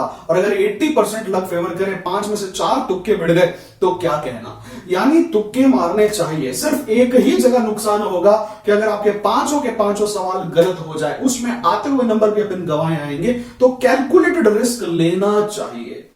कहां लेना चाहिए दोस्तों? 4 ऑप्शंस आते हैं। अगर आपने देखा कि 4 ऑप्शन है और सही ऑप्शन कौन सा है आपको पता नहीं है, तुक्का मत मारिए। अगर आपको पता है ये इसका आंसर नहीं हो सकता, 3 ऑप्शन में से ही इसका आंसर होने वाला है, सोच समझ के डिसाइड करिए। लेकिन अगर आपके पास अल्टीमेटली 2 ही ऑप्शंस हैं, आपने बाकी ऑप्शंस एलिमिनेट कर दिए हैं, सिर्फ 2 ही ऑप्शंस हैं और इसी पर तुक्का मारना है, तो भगवान का नाम लेकर के तुक्का मार लीजिए। जो होगा अच्छा होगा, ऊपर वाला सब अच्छा ही करेगा। और अगर आपको लगता हो कि नहीं मैं तुक्का नहीं मारूंगा, तो आप तुक्का नहीं मारें। मैं तुक्का मारने के लिए किसी को इंसिस्ट नहीं कर रहा हूं, मैं नहीं कह रहा हूं कि तुक्का मारना ही चाहिए। मैं तो ये कह रहा हूं कि अगर आपका लक 20% से ज्यादा है तो वो तुक्का आपके लिए बेनिफिशियल होगा, आप कुछ लेकर के ही आएंगे। दोस्तों अगर इस पूरे वीडियो को आपने देखा है तो मैं आपको दावे से कह सकता हूं कि मैंने उन सभी पॉइंट्स को टच किया है जो किसी भी स्टूडेंट के मन में कभी ना कभी आ सकते हो। कोचिंग क्लास का सिलेक्शन हो, टाइम टेबल का प्रिपरेशन हो, स्टडी हैबिट्स की हम लोगों ने खूब चर्चा की, किस तरह की स्टडी हैबिट का क्या इफेक्ट पड़ता है, क्या रॉन्ग स्टडी पैटर्न्स हैं, उनको कैसे ठीक करना है, कौन कौन सी चीजें हैं जो आप गलत कर रहे हैं, आपने इन सब की लिस्ट बना ली होगी। अब आप उन सभी चीजों को ठीक करिए जिनकी वजह से आपकी स्टडी पैटर्न रॉन्ग है, जिनकी वजह से आपको स्टडी या परफॉर्मेंस में प्रॉब्लम्स देखने को मिलती हैं। आप नया टाइम टेबल बनाइए। हर वो टिप जो मैंने यहां पे दी है उसको आप अपने डे टू डे लाइफस्टाइल में उतारने का प्रयत्न करें। और मेरा विश्वास है अगर आप सही से कोचिंग क्लास सेलेक्ट करते हैं, सही से किताबें खरीदते हैं, सही से टाइम टेबल बनाते हैं, आपके स्टडी पैटर्न और पढ़ाई के तरीकों को बहुत अच्छे से आप अगर इंप्रूव करते हैं, और जो भी एग्जाम को सॉल्व करते समय टेम्परामेंट है वो अच्छे से रखते हैं, बबल्स को अच्छे से फिल करते हैं, और भगवान ऊपर वाला करतार आपका साथ देता है, तो मेरा विश्वास है कि आपको 720 में से 720 लाने से कोई रोक नहीं सकता है। फ्रेंड्स अगर आपको ये वीडियो अच्छा लगा, अगर आपको मेरे चैनल के एकेडमिक और मोटिवेशनल कंटेंट इंस्पायर करते हैं, अगर आप इसी तरह की वीडियो देखना चाहते हैं तो प्लीज मेरे चैनल को लाइक जरूर करिए और सब्सक्राइब जरूर करिए। आप में से जो व्यूअर्स पहली बार चैनल पर आए हैं इस सब्सक्राइबर बटन को जरूर सब्सक्राइब करिए, इससे मुझे बड़ा मोटिवेशन मिलता है। Have a nice day, all the best, bye bye.